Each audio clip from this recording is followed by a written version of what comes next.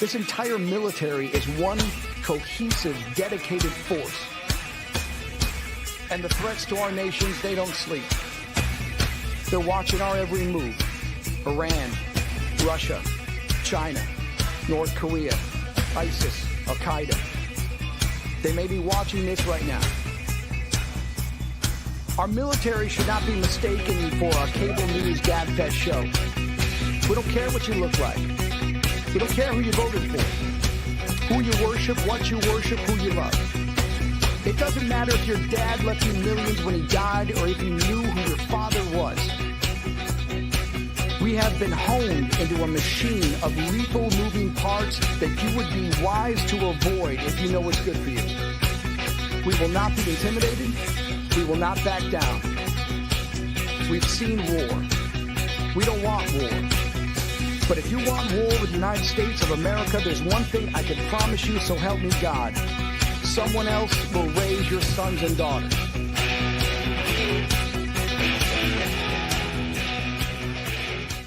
I want to make it clear that the views expressed by our hosts are not considered the official stance of MBR Views. Remember, this is all about having fun and enjoying the ride.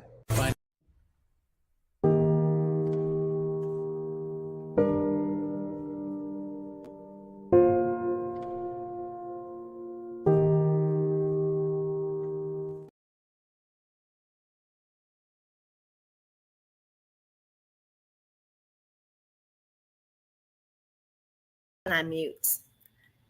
Hello, I'm here. It's MJ's hour, or maybe a little more. I don't know. We have some big things coming today. Big Pharma. Who doesn't want to talk about Big Pharma? So we're going to talk about it. I was asked numerous times to get to my disability story. So we're going to hit that today too. But what happens? Show there's that word but if you came the last one.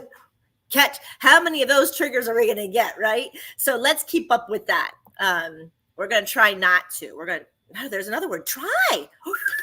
MJ needs to turn around in her chair. Hold on. Okay, let's try this again. I held my nose, I closed my mouth. I took a drink. Love potion number 9. Who knew? Maybe the gypsies back in the 1800s. With love potion number 9. It was a concoction of maybe opiums, maybe alcohol, maybe, well, who knows? I mean, there's so many things that the physical science, Western medicine knows better than everybody else, including Father, Mother, God. Did you ever realize that? Ha! Okay. We even have Kiara Weedens coming on today. We know her as Katie. She has the show, The Smile Show. And she's going to be my guest here coming on when I get finished. So let's get into this. Big Pharma and the United States military. Haven't you ever figured out or wondered why when you go to the VA, it's always a pill and a pill and a pill. Here's a pill. Here's a pill. PTSD. Here's a pill. ADHD. Here's a pill. You have the common cold. Here's a pill. The common cold. Why are we pilling people for common colds? Why? Do we actually, have you ever heard the commercials on TV? Oh, look, we can do this, right? But yeah, it's going to cause blindness, irritation, bowel movement, carotid of your artery. It's going to cause everything else. So how bad are you really feeling to take those pills? How bad? Let me tell you, 24 major drugs was given to me by the military and then by the VA. Each one destroying another organ of my body. Until I had enough common sense. Yeah, it only took me 30-something years later. But I did it. Why? Because I look at fear and I laugh it in the face. I look at will, determination, faith. Father, Mother, God would not have me alive today to tell this story if I didn't have faith. Think about that. All of you out there, all of you who've come home from the front line, with your battle wounds and your scars. You came here because you were able to see and comprehend and have the will that says, no. It was forced upon me and I have free will. And Father, Mother, God is going to let me here today because that's how I wrote it. Get it? Okay. This is what this is about. I'm going to take you back into Las Vegas. I was on TSC, Special Forces, for my 2069 comm group. There were 25 of us on an evening in November 1987. Actually, let me take you 2 weeks before this to see where the military's hospital confusion relied on. 2 weeks before this, we were doing red flag operations at the base, not even out in the desert, at the base. I happened to be in a hangar, 2 hangars down from my beautiful Thunderbirds, and they had detonated a bomb inside for runway tactics. Like, this was all practice, and we have to have it, right? We have to have it because this is why we can't go in not knowing. Where we were was inside of this hangar when that bomb blew up. And if you've been in a bomb area, you know that force is going to push you like no tomorrow. Well, there was 4 of us and we were all got thrown back. But when we got thrown back, remember the old tables, the foldable tables? They were made of this particle wood with this little metal ridge on the bottom of it. And then the metal legs would fold out with a little thing. Yeah, they're still around. Some of them, you understand, know what I'm talking about. It started there. So we got thrown back. I got thrown back onto that table. Of course, I got up. I felt jolts. I felt pain. I was like, damn, shook it off, right? Shake it off. Da, da, da, da, da. And you're like, oh, I'm good. However, adrenaline's always in there, right? Got that adrenaline rush. Woo, here we go. And then come to realize something's not right. You know, you have your aches. And I mean, if you've ever been in a car accident, same thing. You have your achies, right? You have your, oof, that was muscles I never even knew I had. And you get in these achies. Pass it off. I told you I was very, very, very athletic in my life. And being athletic in my life, I brushed a lot of pain off, just like most athletes do, right? They brush that pain off, right? Got to go. And we did. We went all right. I went 2 weeks brushing the back pain off, thinking I just muscle. And 2 weeks later, in the same red flag, I was asked with 25 of us, we were asked to come in. 10:30 at night, mobility. Okay, but this is part of red flag, right? Part of strategical missions, part of that which we prep and we prepare. And I get it. I do. Air traffic controller. You heard this on another one.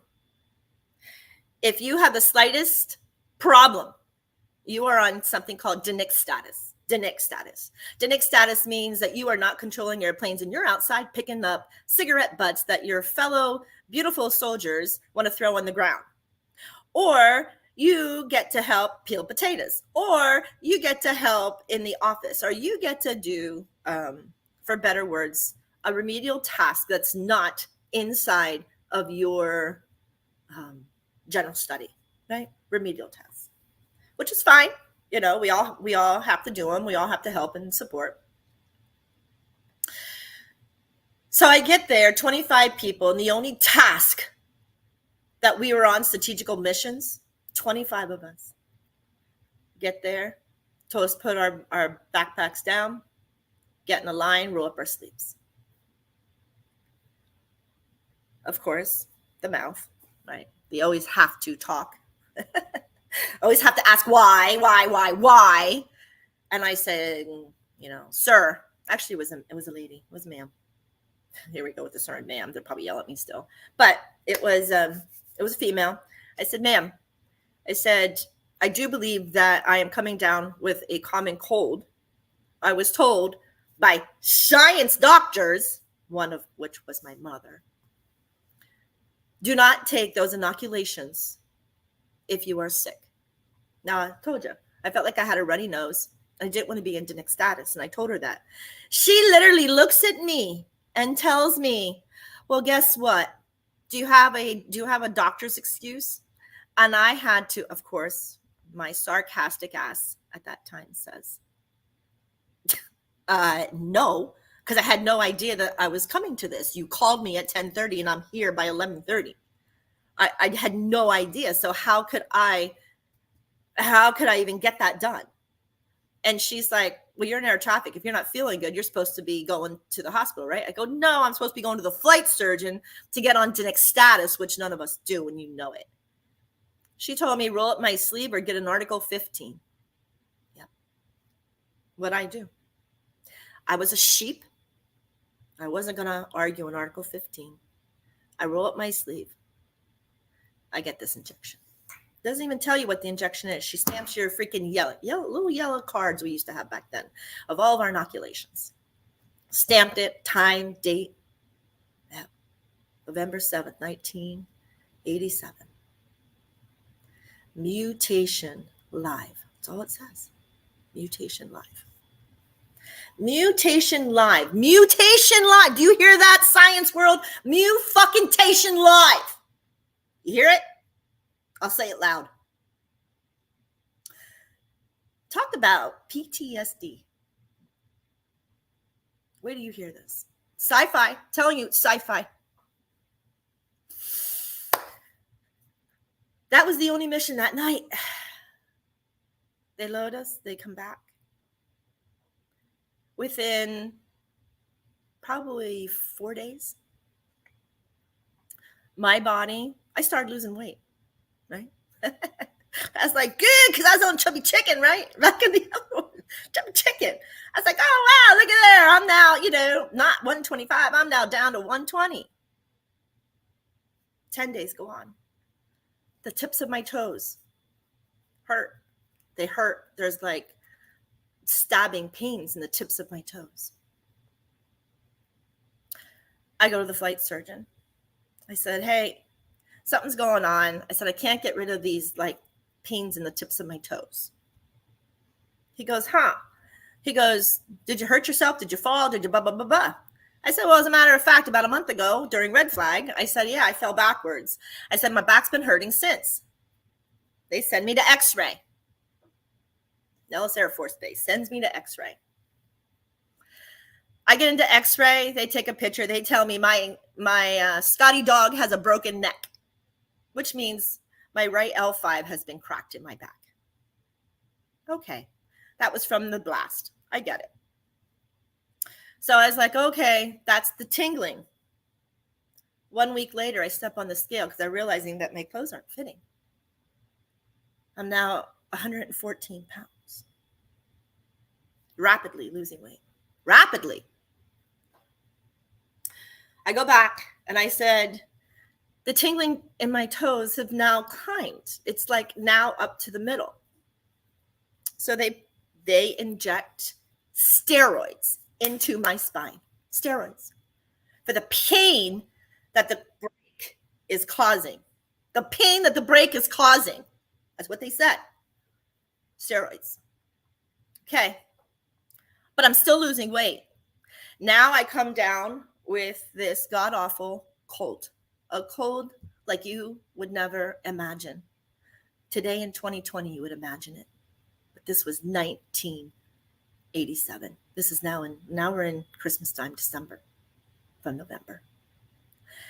To the point, like, I couldn't get up for a week out of my bed. And now this stabbing of my toes is now climbing all the way up into my ankles. It's in my ankles. To where every step I took, I am in tears, crying, pain. It sounds like someone's just taking a knife and slashing me. So I go back and I'm like, there's something wrong. My beautiful Nellis Air Force Base lieutenants, colonels, captains decide that I have conversion disorder.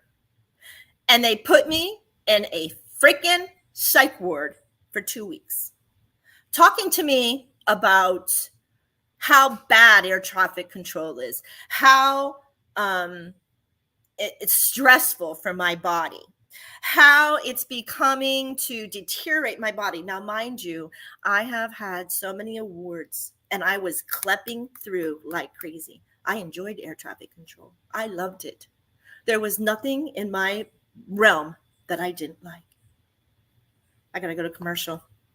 So you're going to have to hold on that suspense, and we'll be right back.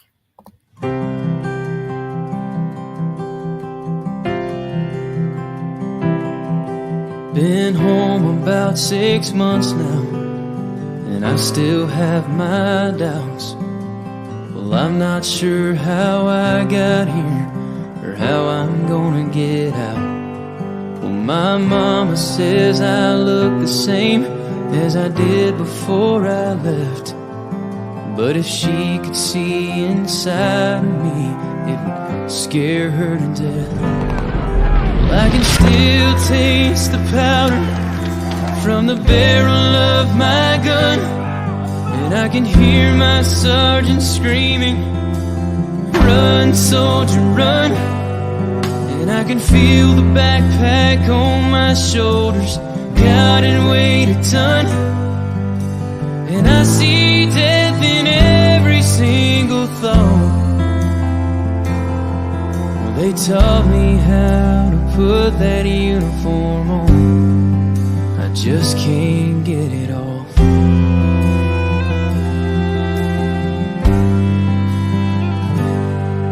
Last Saturday they honored us in a small parade downtown. And when they shot off those fireworks, I nearly hit the ground. And while they smiled and cheered for us, all I could do was stare. 'Cause part of me is here at home, but part of me's back there. Well, I can still taste the powder from the barrel of my gun, and I can hear my sergeant screaming, "Run, soldier, run!" And I can feel the backpack on my shoulders, God, and weighed a ton. And I see death in every single thought. They taught me how to put that uniform on. I just can't get it off. Yeah, there's no end in sight. 'Cause even though I'm home now, I'm still fighting for my life. Well, I can still taste the powder from the barrel of my gun, and I can hear my sergeant screaming, "Run, soldier, run!" And I can feel the backpack on my shoulders, God, and weighed a ton. And I see death in every single thought. Well, they taught me how to put that uniform on. I just can't get it off.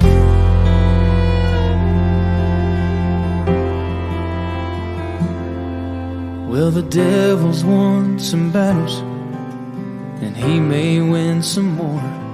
But don't he know the American soldier will always win the war?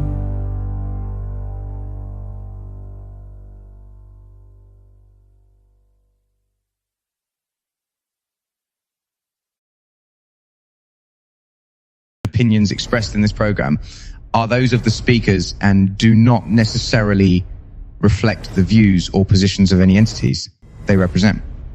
Find us on the web at mbradio.us. Hey, okay, so yeah, here I am in the psych ward because MJ's a psyche. And of course, MJ's mouth always getting her in trouble. And maybe that was that free will, that heavy spirit, because I'm in the psych ward, and I would knock and I would ring the bell going, I don't belong here. I really don't belong here. I literally have physical pain. I really don't belong here. I drove them freaking people batshit crazy, and I know I did. In the meantime, I was lucky to have beautiful friends. And the gentleman who was looking after me got a hold of my mom, got a hold of Dr. Irely, which was a colonel in the Air Force, all saying, what is going on? They knew me. They knew me growing up. They knew I didn't have a psychological disorder. If there was one thing I was going to do, I was going to face fear, and I was going to laugh fear in the face. That was just my MO. That was my I told you, I would face a 7-foot person and go, let's go. I was that egotistical. I was that callous. Yep. But that callousness and that rudeness and that egotism got me through this. I'm going to tell you, and I'll guarantee it got every single one of you between 18 and 28 through that front line. That you ain't going to take me down attitude. Okay.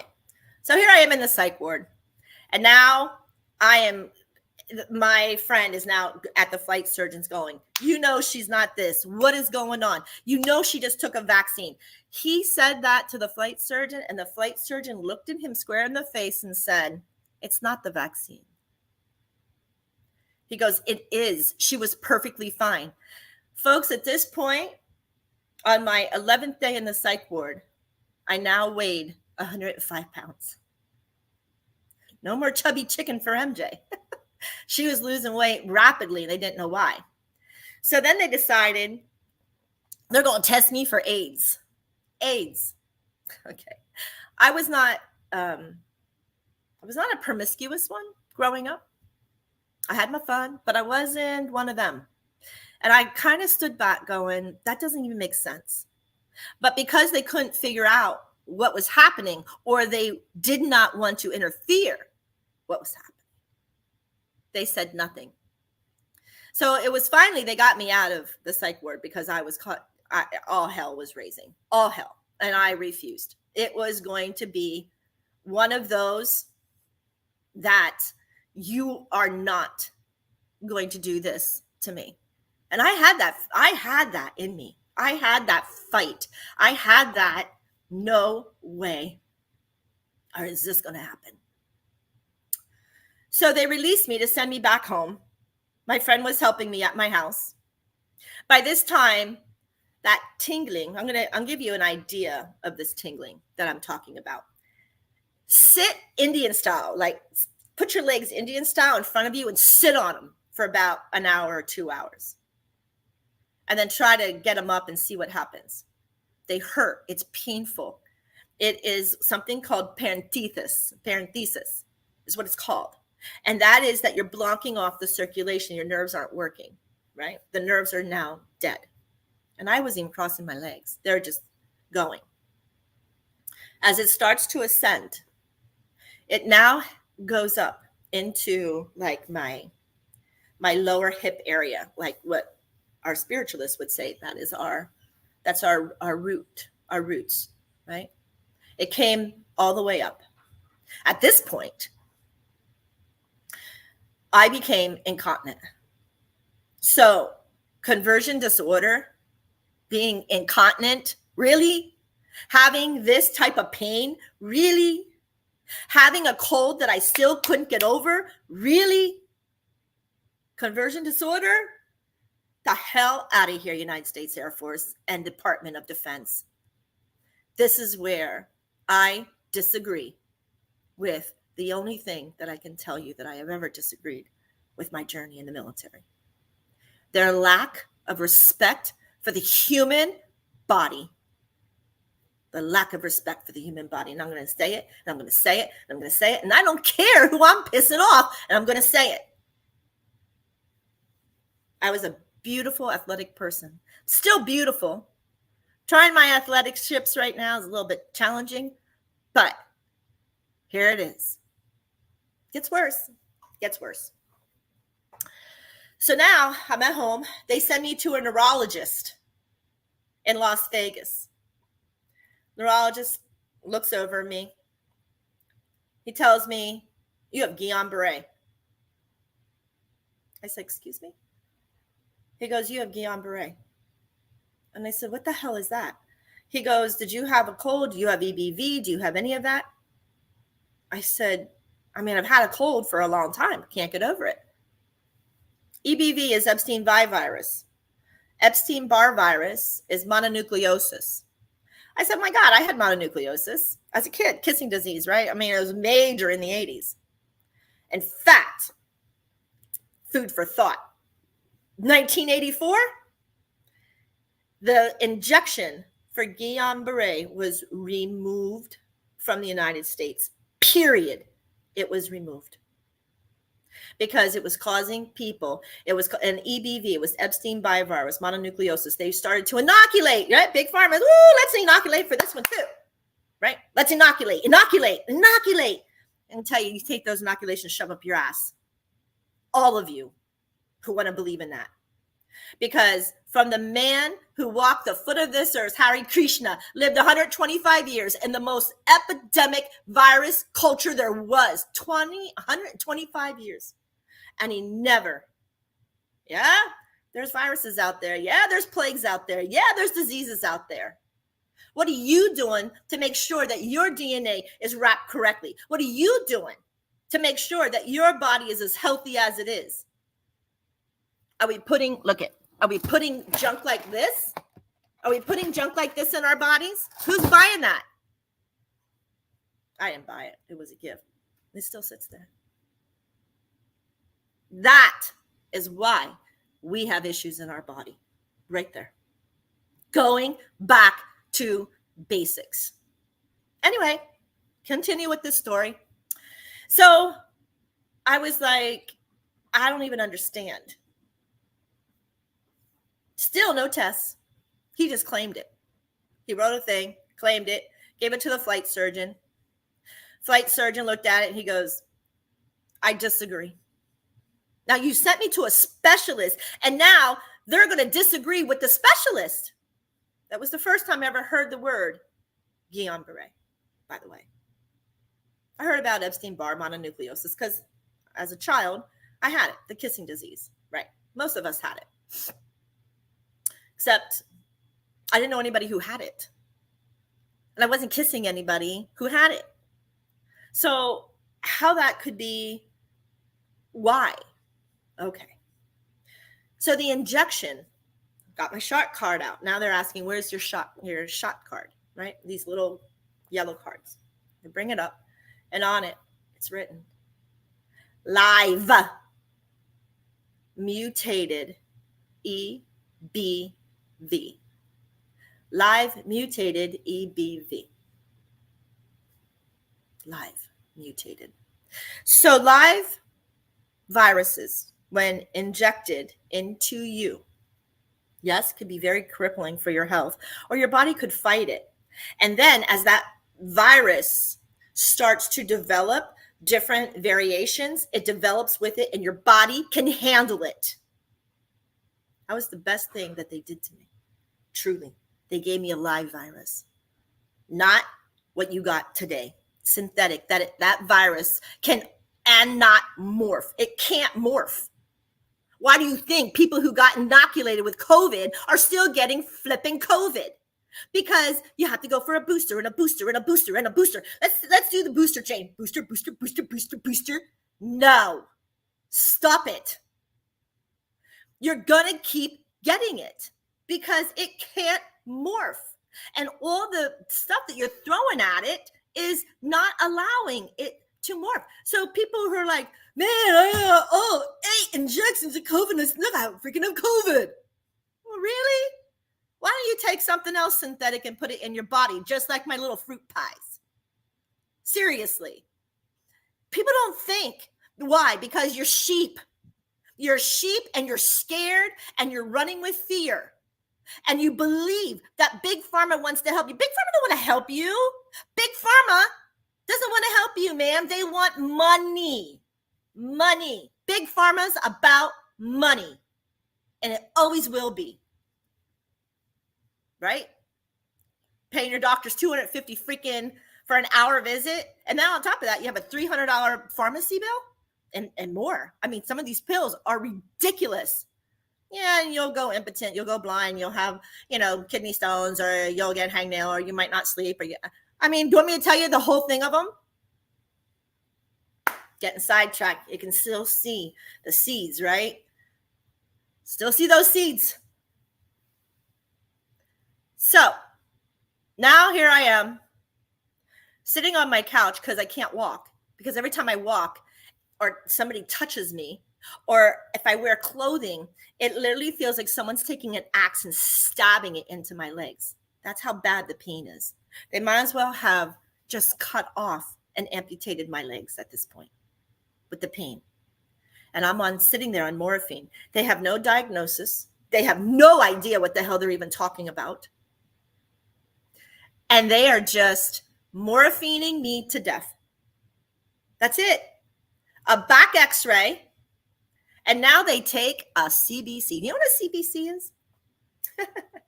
It's a basic blood test. See where your cholesterol is, your iron, your this, your that. A CBC. And a back x-ray. At this point, Nellis gives up. Nellis Air Force Base Medical Center gives up. I get a hold of Dr. Irely, my mother, actually. I didn't speak, I don't think, to them much. I think it was my friend Steve who did it. And now they're shipping me to Castle Air Force Base in an evac plane, because the parenthesis now is below, like right here. It's literally below my breasts. That's how far the stabbing. I'm incontinent. I'm wearing adult diapers. Folks, I am all of 19 when it started, 20 because my birthday's in December. 19, 20 years old. And a bullshit reason that I'm being taken out. That's how I felt. This is bullshit. There should be somebody stopping this. When we come back, I'll tell you what happened at Castle. But here we go. We got to go to break again. Let me calm down. We're going to go to the salt cave and calm down in the salt cave. This cave is a one-stop shop to heal whatever ails you.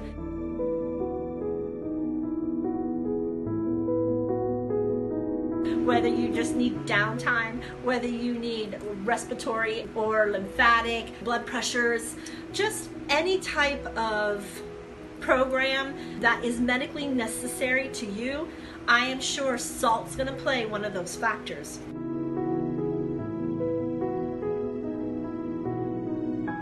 We use saline for our eyes. We use salt water for our ears. We gargle with salt water for when we have sore throats.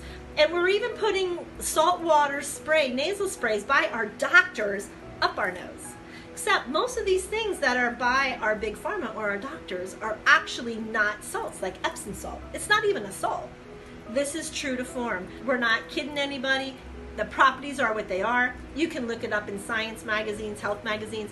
Himalayan salt is the only salt you want. You can digest it, you can eat it, burn it, you can lay in it like tub baths. You can use the actual steams with all the minerals so that you can actually put those minerals back in our skin and our face over hot steamy water. Salt, when you put the light on, sometimes they sweat and sometimes they water. Oh my gosh, my rock is leaking water. And that is the most perfect rock. I always tell everybody, I want that rock back. Because 1 out of every 100 rocks might sweat. And that's, it doesn't mean it's bad or good. It just means it's that much better. It's just that much better, right? Because we don't do negatives here. We do anything that's positive, that's what we do. Except our ions, we have to keep our ions negative. Why? Because the negative ion in the density of the salt creates our body to be a higher in pH balance, right? So that's the goal. Our goal is to raise our body in pH, lower the acidity level, because then we all become healthy. Healthy like weight, healthy like bacteria, viruses, fungus. None of them can penetrate. So that's the cool thing about our salt. So why not take a seat and get every amount of healing that your body can actually have for 1 hour in the salt cave. You're going back in? There's still men out there. God damn.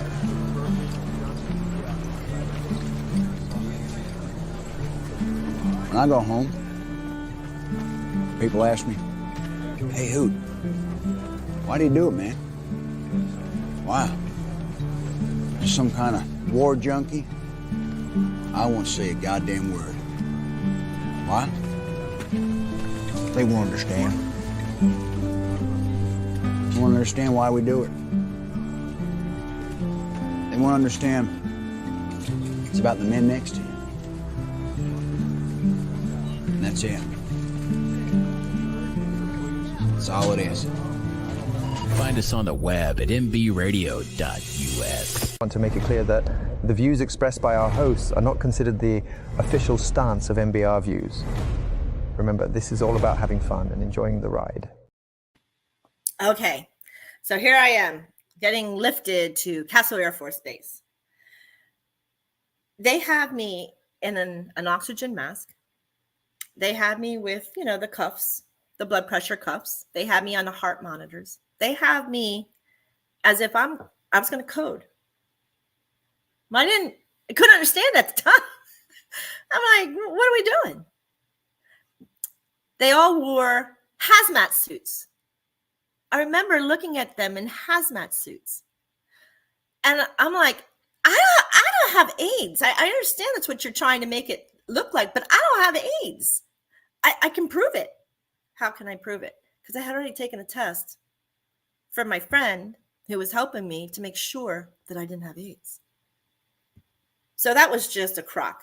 But what else did they know that I didn't know? No idea.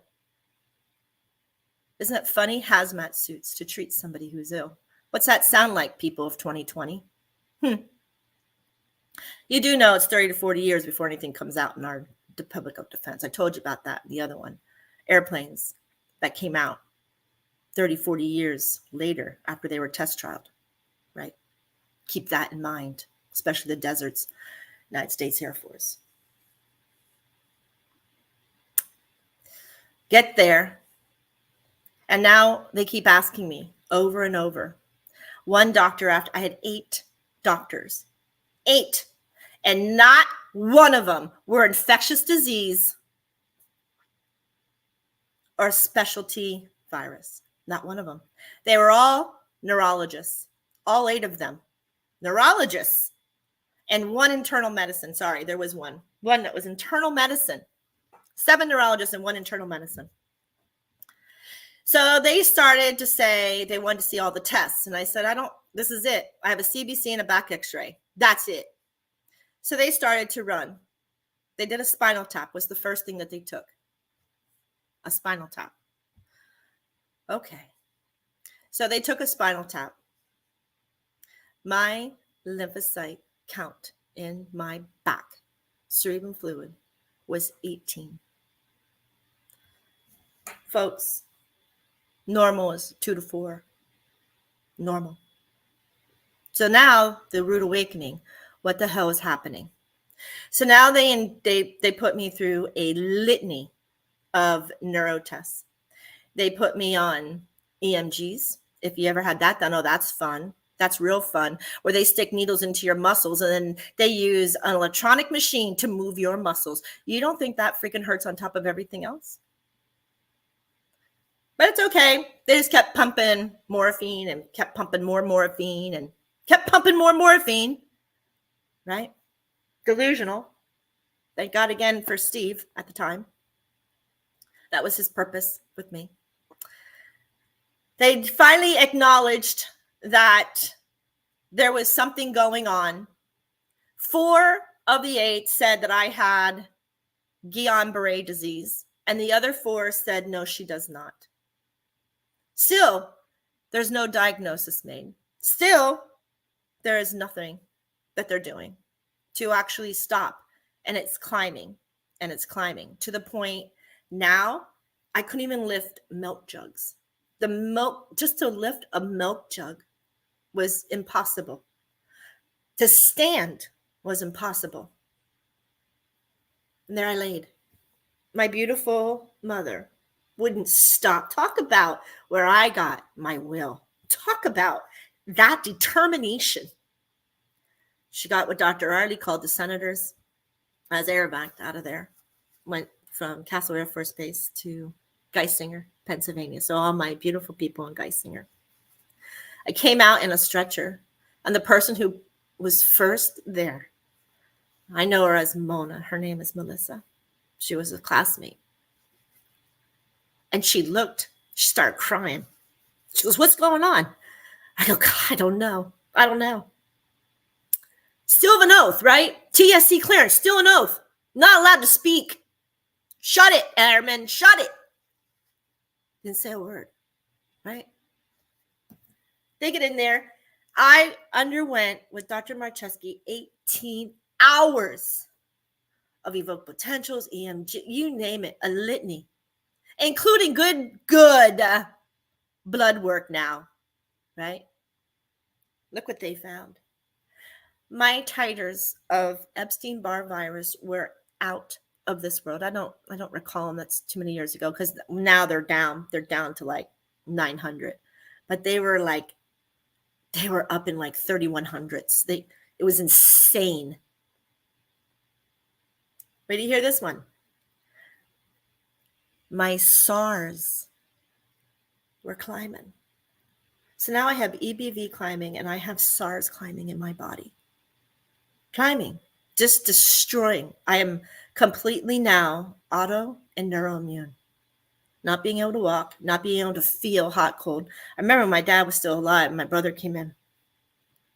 I was laying in the living room waiting in this beautiful chair down by my mom had by the fireplace. And the story my dad told me was, as I laid there sleeping, him and my brother put this, it was winter, they put this steel pipe on my feet. He goes, "You didn't budge." My dad goes, he goes, "How?" Like, I remember him going, "How do you not feel that? How do you not feel something?"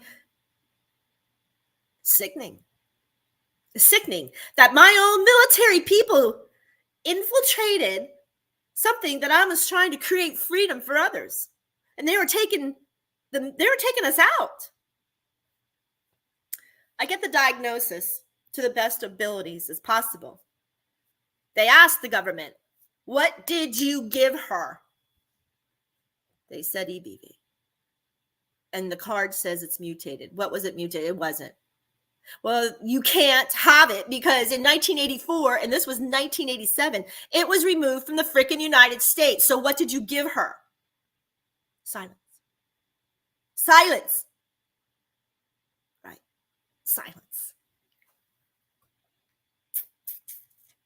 Yep. Silence.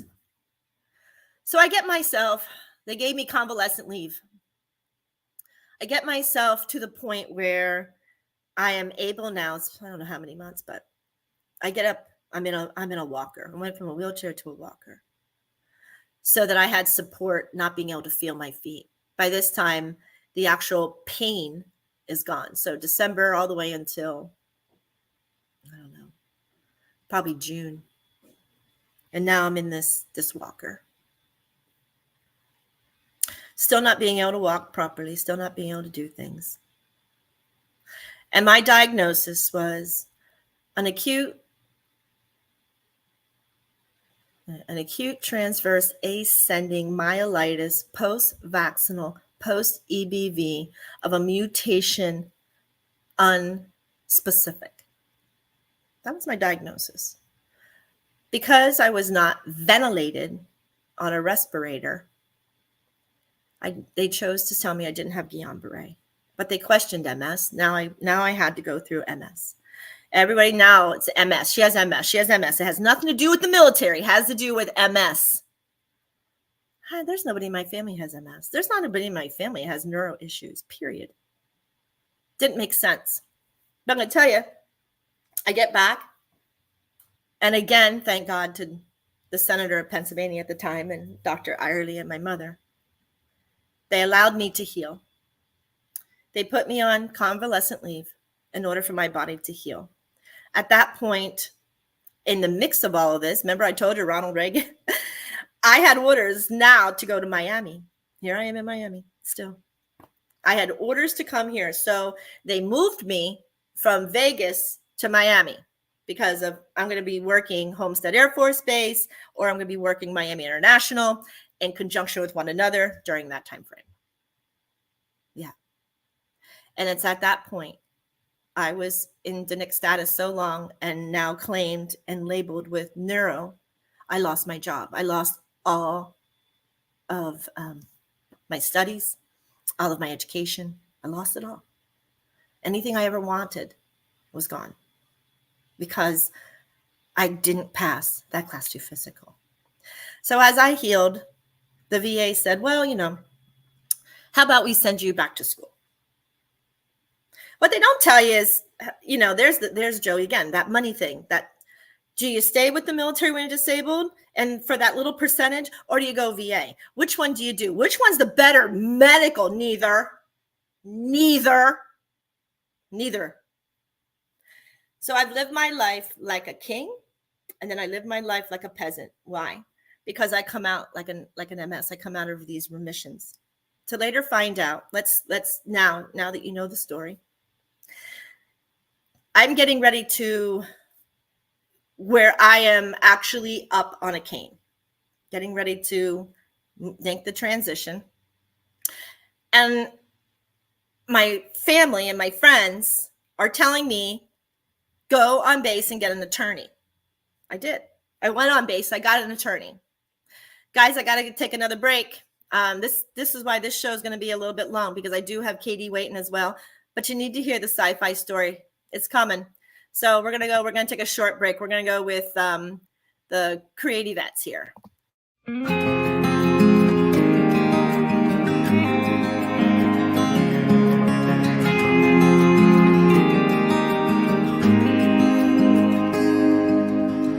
I think of me before the war,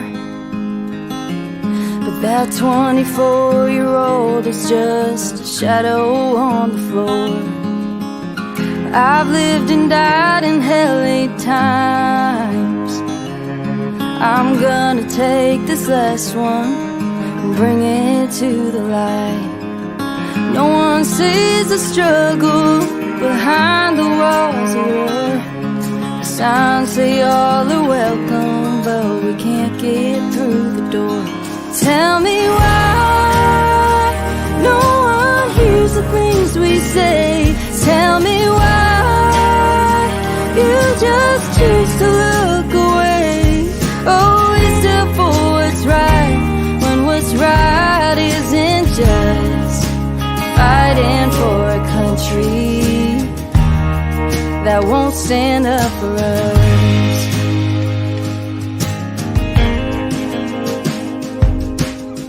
Sometimes I feel like giving up.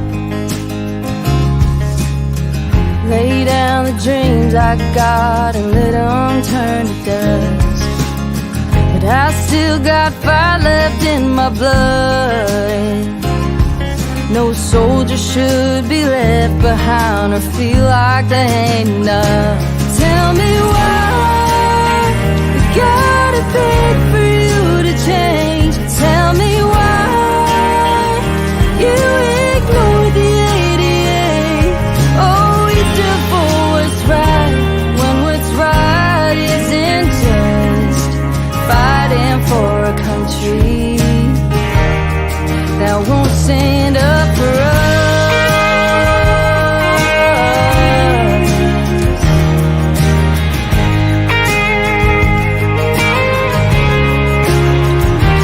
Oh, we lay down our lives, and you can't do what's us. Tell me why we gotta beg for you to change. Tell me why you ignore the 88. Tell me why no one hears the things we say. Tell me why you just choose to look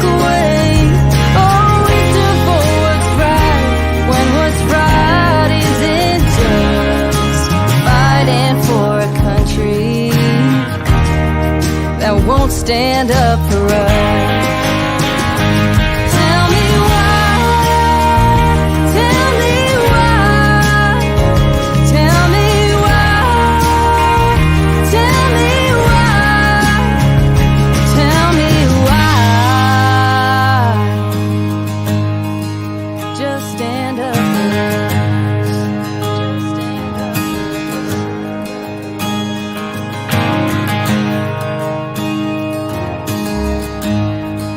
Just stand up for us.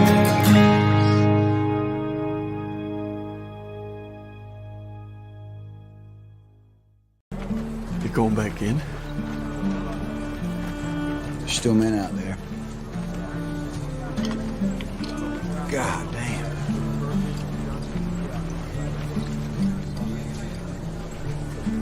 When I go home, people ask me, "Hey, Hoot, why do you do it, man? Wow. You're some kind of war junkie?" I won't say a goddamn word. Why? They won't understand. They won't understand why we do it. They won't understand it's about the men next to you. And that's it. That's all it is. Find us on the web at mbradio.us. I want to make it clear that the views expressed by our hosts are not considered the official stance of MBR views. Remember, this is all about having fun and enjoying the ride. Okay. Tell me why. Exactly. Word junkie. Yeah. Tell me why. Tell me why they won't stand up for us. We're here to protect, but yet they won't stand up. That was really beautiful with creating that. So I appreciate that in this one. So, okay, here we are. So now I get back to Las Vegas and I am now being debriefed. I have 3 months for me to be able to get out. Debriefing and debriefing. I told you my debriefing sucked. 12 hours a day, black room, headsets, them telling me my life story in the military. Sad part is they can do brainwashing all they want, but triggers, we talked about triggers, trigger. They all come back. So I go on to base because I'm being advised by my senior master sergeants and some lieutenants and friends that I've made at Nellis to go to the attorney on base to figure out what's going on and basically me going forward. Where do I stand with all of this? So I go and I speak with him. Now I've collected all of my medical documents. I went to the base, asked them for all my stuff, got my stuff out of Sacramento at Castle, got my stuff out of the neurologist in Las Vegas, got all the stuff from Pennsylvania, got all that. I have all my stuff in my tiny little suitcase, right? At this point, I weigh 84 pounds. I'm a walking skeleton. I've been going to see the attorney for about a week, back and forth, going through stuff, trying to figure stuff out, where I stand, what's going to happen. And on the one day, he says to me, tomorrow morning, you come in, we're going to file an injunction. I said, what? He goes, we're going to file this injunction. And I said, oh, I don't know what this all means, but he goes, it's to help you. He goes, because they're going to drop you. They're going to hold you in convalescent leave and then you're out. He goes, unfortunately, you need to file this. So I gather my stuff. And the next morning, I had an appointment. It was 9:30. 9:30. That night before, here's the sci-fi. The night before, I was asked to go to the All-Stars game, Las Vegas All-Stars. So baseball. I lived off of Lamb Boulevard, not on base. I lived off of Lamb Boulevard, off of Nellis Boulevard, in these cute little condos. And it was just me and my dog at the time because my friend Steve had already got sent to Miami. So now I'm on my own. And my my departure papers were I was leaving in a week. And I was still going on base for treatments, and I was still going on base for this. I come back from the All-Star game. My car, I didn't take my car, it was picked up. My car was ransacked. My house was ransacked. And my dog was tied to my front door open.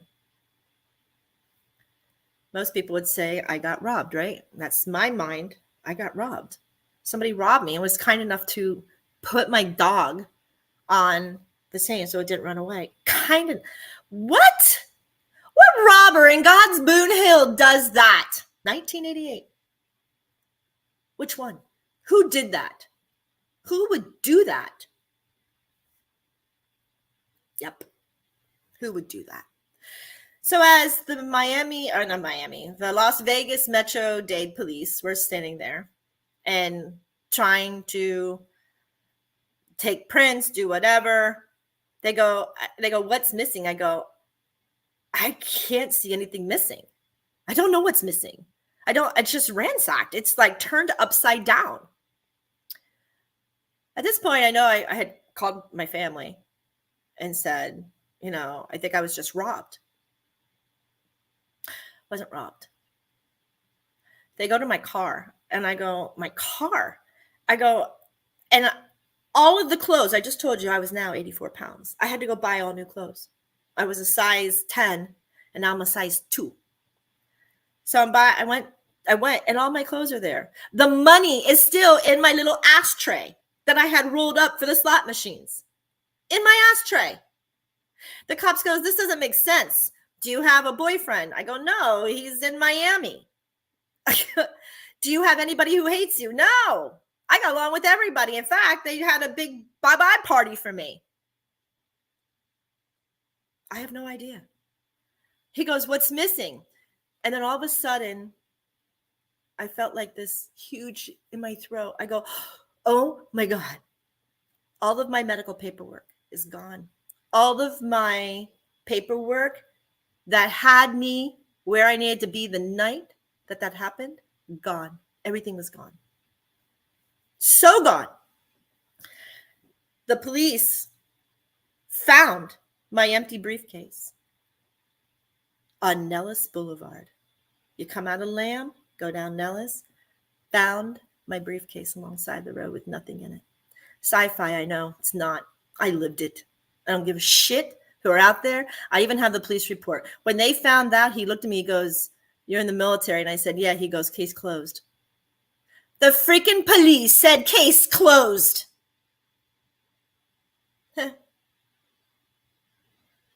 With that, I sent my shot records because I was told to keep my shot records away. It's the only one that I have. Natural. The yellow shot card that tells me that this is what you did to me. So now I would come in and out. Common colds, people who have common colds would take me down for 6 to 8 months. I would have just like an MS. Birthing, they told me I would never have a child or I'd die. But guess what I did? I made it, but not without complications. I lived like a king and I would do my job and I went back to school and I'm a business developer and I would make all this money. And then all of a sudden I get sick and there I went. And the employers couldn't wait for me. They let me go. I would lose the money that I made. It's a pattern. Talk about pattern. Pattern. For the longest time, my family and friends, why the hell don't you sue him? Why don't you sue him? I said, no.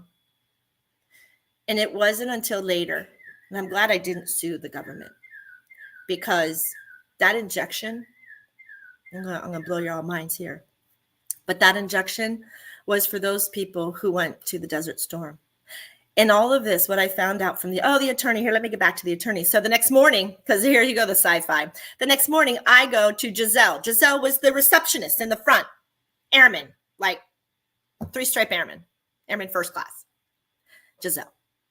I said, hey, I'm here to see Officer Donaway. She goes, who?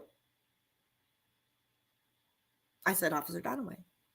I was just in here yesterday. You saw me. She goes, there's nobody here by that name. I'm not lying.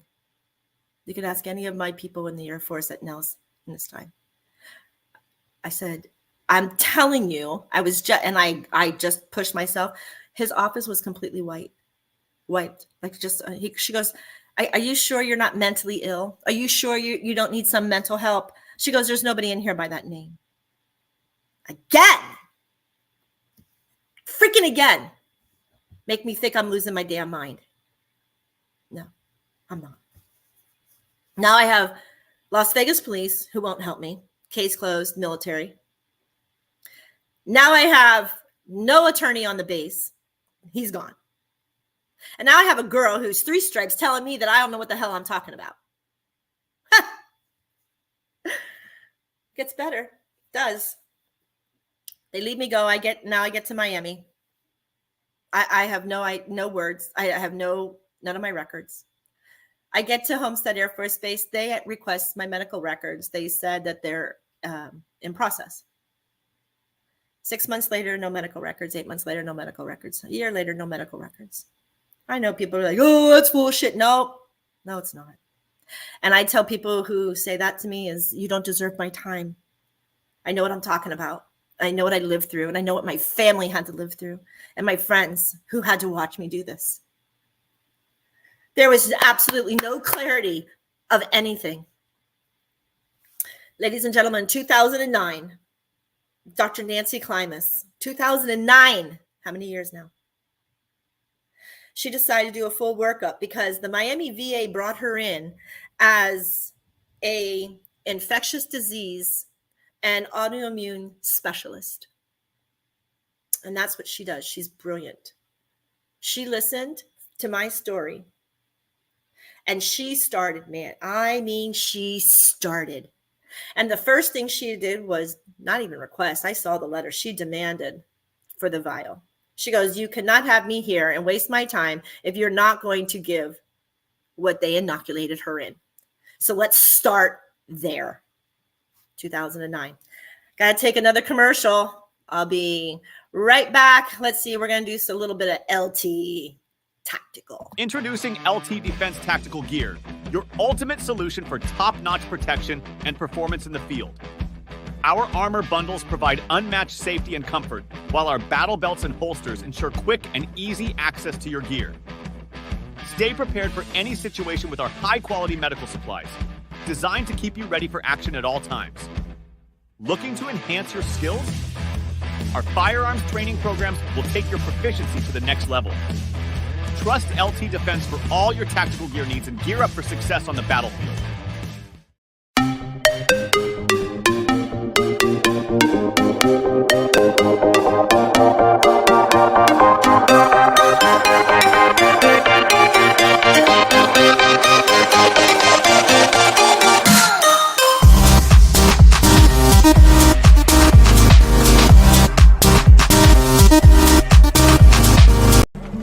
Going back in?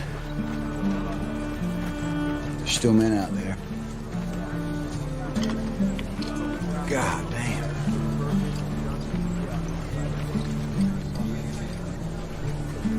When I go home, people ask me, hey, Hoot, why do you do it, man? Wow. You're some kind of war junkie? I won't say a goddamn word. Why? They won't understand. They won't understand why we do it. They won't understand it's about the men next to you. And that's it. That's all it is. Find us on the web at mbradio.us. I want to make it clear that the views expressed by our hosts are not considered the official stance of MBR Views. Remember, this is all about having fun and enjoying the ride. So I had somebody reach out. They go, don't forget all the time you had to go to Texas. So in between all this time, yes, I did. I had to go through comps, and you have no idea. The amount of compensation tests, and you see a doctor who can't even put 2 and 2 together. Anyway, I finally they gave me 10% disability. 10%. Then I got to fight a little bit at the VA here in Miami. They gave me 40% disability. Now here you go. Somebody said, you know, there is a great attorney in West Palm Beach. He fights for the military. I hear it a lot. Nobody fights for the military, but I'm telling you, he does. And they even have a veteran whole side of it. And I got in touch with him. And then I got in touch, like I said, they brought in Dr. Nancy Klimas. To this day, I call her my beloved angel, my walking angel, because she demanded and demanded and demanded. And she took test after test, blood work. You named the test that they took, and it was crazy. The problem with being auto and neuroimmune, especially with an unknown substance that's in the body, is everything starts to go, right? Whatever was injectable with increased a carcinoma cell in the body. And they were looking for these different black spots. Thyroidism, I ended up with Hashimoto's, ended up with type 2 diabetes, ended up with an enlarged spleen that got infected, ended up with a liver that would completely engulf my liver in fat, almost like a cirrhosis. Then it went into my uterus and my ovaries and my fallopian tubes. So one surgery after another, they were taking parts away from my body, right? And it was like, I didn't know how many more parts. I'm like, I'm not sure there's anything left for you all to take. I'm not sure there's anything left. How about we take whatever it is and take an antidote? Like, you know, when somebody gets attacked with venom, they have anti-venom, right? Why can't we just have the antidote? They denied Dr. Klimas in 2009 any of it. She said, I can't get it. I don't know what it is. She was the one who said, MJ, it could not have been EBV. They took it out. She was the one who told me they took that virus out in 1984. It could not be in 87. It was illegal. By far illegal. She was also the one who also told me that whatever it was mutated with, they said it was a mutation. She's like, the mutation of the EBV that you had, the strand, has cancer cells, and they're in the northern part of Africa. What were you all doing? What was the military doing? I said, we were getting ready for Desert Storm. She goes, okay. She goes, that makes sense. She goes, but what's the mutation side? I go, I can't tell you. I have no idea. To this day, I still have no idea. And still today, our beautiful government, who says that they want to help, refuses to give the information. Okay? I had a lot of issues, like I told you. From wheelchairs, I had to work all the way back up to walking. And at least once a year, I would come out of remissions. I still do. The last remission I came out of was COVID. I did pretty well with COVID. But I'll tell you that story. But remember that COVID. Anyway, 2015, because I'm a belief in flipper, right? I never gave up. My free will was, I'm going to beat this. I'll give shit. I'm beating it. And that I was strong. I'm a very strong Capricorn, very determined, very willed, very, but why? I am always that person. If I can't see logic and I can't see understanding, then you have to make me understand. Because if not, the why. I'm the why girl. They hate that, right? Even parents. My God, just shut up. Thank God I didn't. Thank God I'm here today because I'm supposed to be. And all of you who are injured or crippled or somehow deformed from the military, because you had that strong will too, and you deserve that chance to speak. Veterans have a voice. Thank you, Joel, for this. Yeah, my brother always. You should go on Oprah. Yeah, Oprah will take it. Oprah, give me a freaking break. She pads her freaking pockets with the government. Oprah. There isn't one of the liberals that would tell this story and not have some type of consequence. That's why I don't like liberals. That's why I keep away. I stay in my sandbox. They stay in theirs. Right? Science world. I think Western medicine is really good for diagnostics because it tells us what's going on. It's the easiest form. But for them to touch my body again and treat it how they have been, 2015 was the last time I said something about Big Pharma. 2015, I woke up. All I did was wake the hell up. And I came down the hallway and I felt like I was going to die. I was living in a surreal bubble with this beautiful bead of sweat coming down my head. Yeah. Came over to my table. My blood sugar was 508. I was shaking. Toxicity, yes. Yeah. And then I vowed, that is it. That is it. Here you go. Belief and switch. This was a major part of my healing my own body. I decided that I was going to contact one of my friends and ask her to help me come off of all these meds, that I was putting my body back in homeostasis. And yes, I am your fruity but tooty spiritual holistic guru. You are right. And thank you very much for honoring me. Because without me taking that journey and believing in Father, Mother, God, and the power of my will and the power that I had, my strength, my mind power centers, I'd be dead. I know it. With all these colds, some of them were touch and go throughout my life. If I was going to make it, oh my God, there's this, don't get this because this will for sure take you out. Every time I got sick, the fear of my loved ones, the fear. To the point on my first birth, I did a video and I made sure that my husband had the first 2 years of her whole life set up with clothes and diapers and food and all the things that he needed, not knowing if I was going to be there. Because I was told, you can't birth, you'll die. Well, guess what? Guess what, Big Pharma? Guess what, Big Daddy? I didn't die. I got 2 beautiful kids. Yep, I had a miscarriage, pregnant. Then we tied the tubes. I wasn't risking it anymore. I proved my point, though. I proved it. Was it about proving a point, or was it about I get to be my free will? I get to do what I want, when I want, and I get to have it. Because it's my free will. Remember that. The stronger in your free will and the stronger your voice is, the better you become, right? Higher mind power, cancer patients. That brain of yours has to be in full force with will. You could do it. They took my breasts. I had cancer in them. They took, I had all these seeds. They took them. Here I am.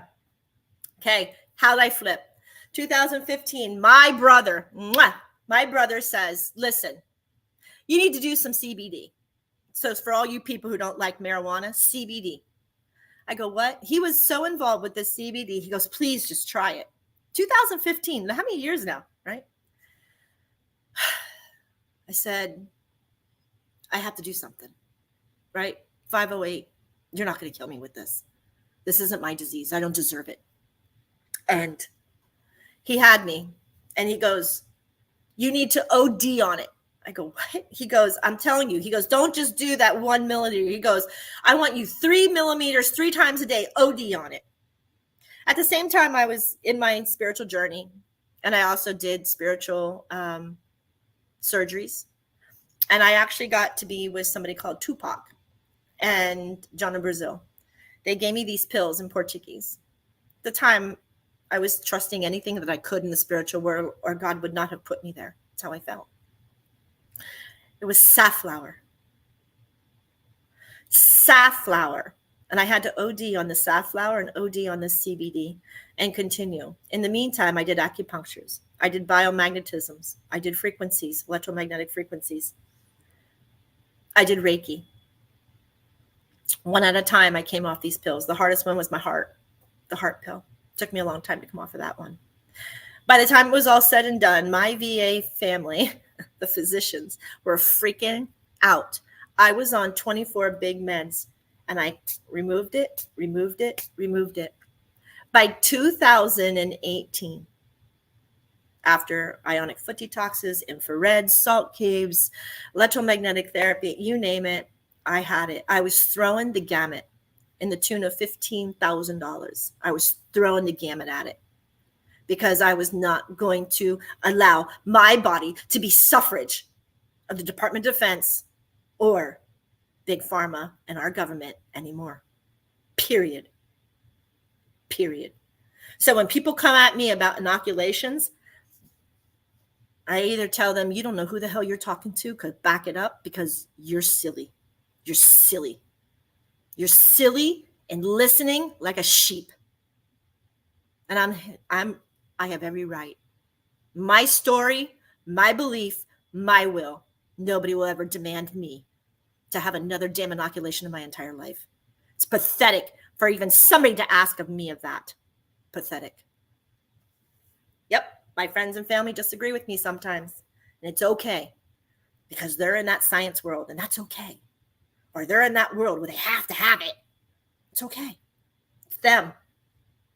And I'm going to be here with loving arms, and I'm going to give them a whole regimen on how the hell to get out of the mess after that. That's for me. I don't love them any less, right? We don't. Belief and flip. Guess what? My diabetes, 7.3 A1C, got my body back in homeostasis. Since 2018, my A1C has been low, a 6.4. My Hashimoto's disease, which was at a highest 11.1, is now a 4.2. My liver is back to normal function. Imagine that.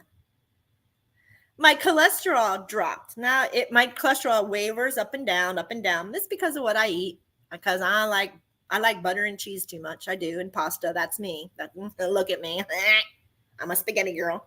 So there you have it. And the best part about it is I flipped it. Nobody believed it. Infrareds, I did it. I healed this body, and I did nothing for 5 years but heal this body.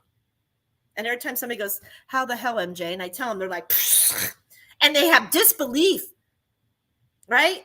And do you know, and I don't want to pick on it, and I don't, but the people who don't really believe in what I do are the Christians. Wow. And yet I'm watching them in their disease and their ailments. And every time I try to say something, they push back.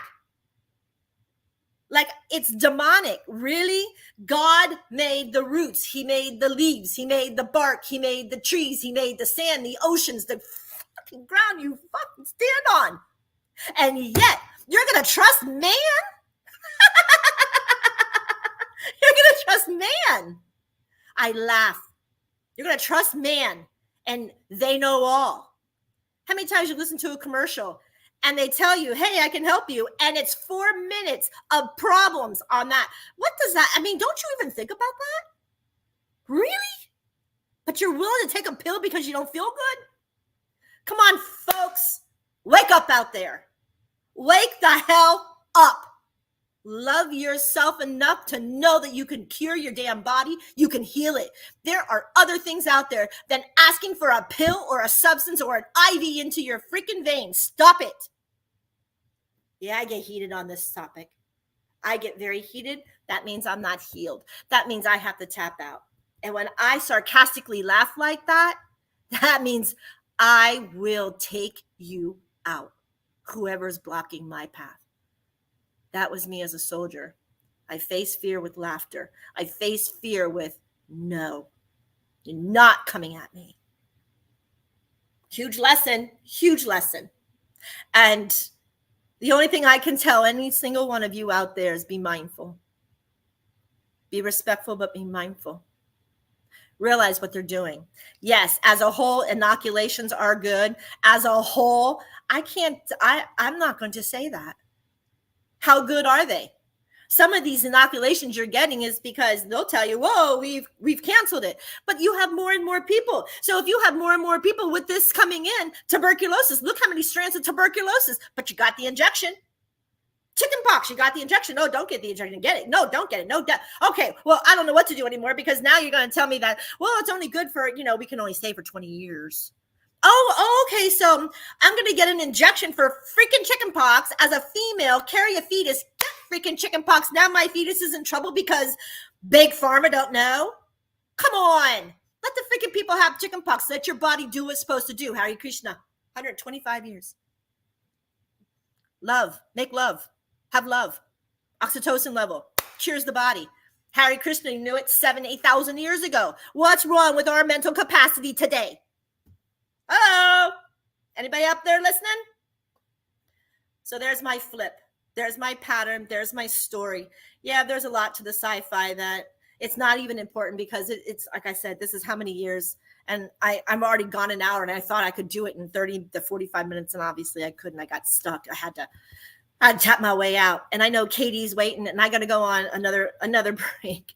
We're full of breaks here at this studio. We have every 15 minutes, so we need to go on another break, and then once we do, we'll come back, and Miss Katie Weens will be with us with her Big Pharma story. So let's go. Let's do Lauren. Let's go to Lauren.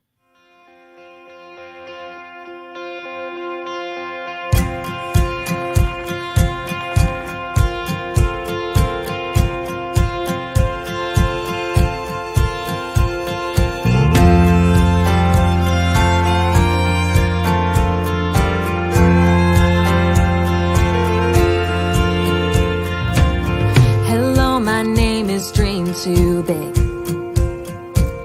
wanting to grow up way too quick, searching for spotlights since I was 6.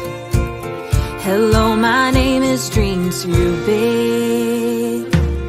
Hello, my name is way too loud.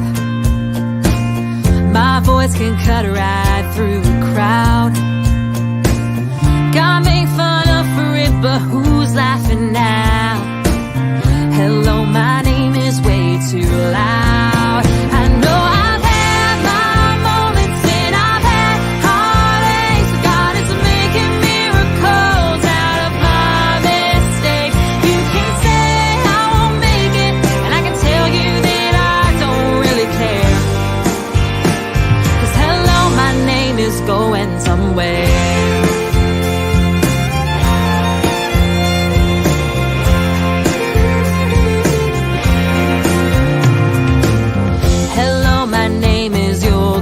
Far. Lost all my words in a mason jar. Locked eyes with a stranger at the end of the bar. Hello, my name is You'll Go Far. Well, hello, my name is One More Try. I put too much stock in bad advice. 'Cause anything worth leaving is worth loving twice.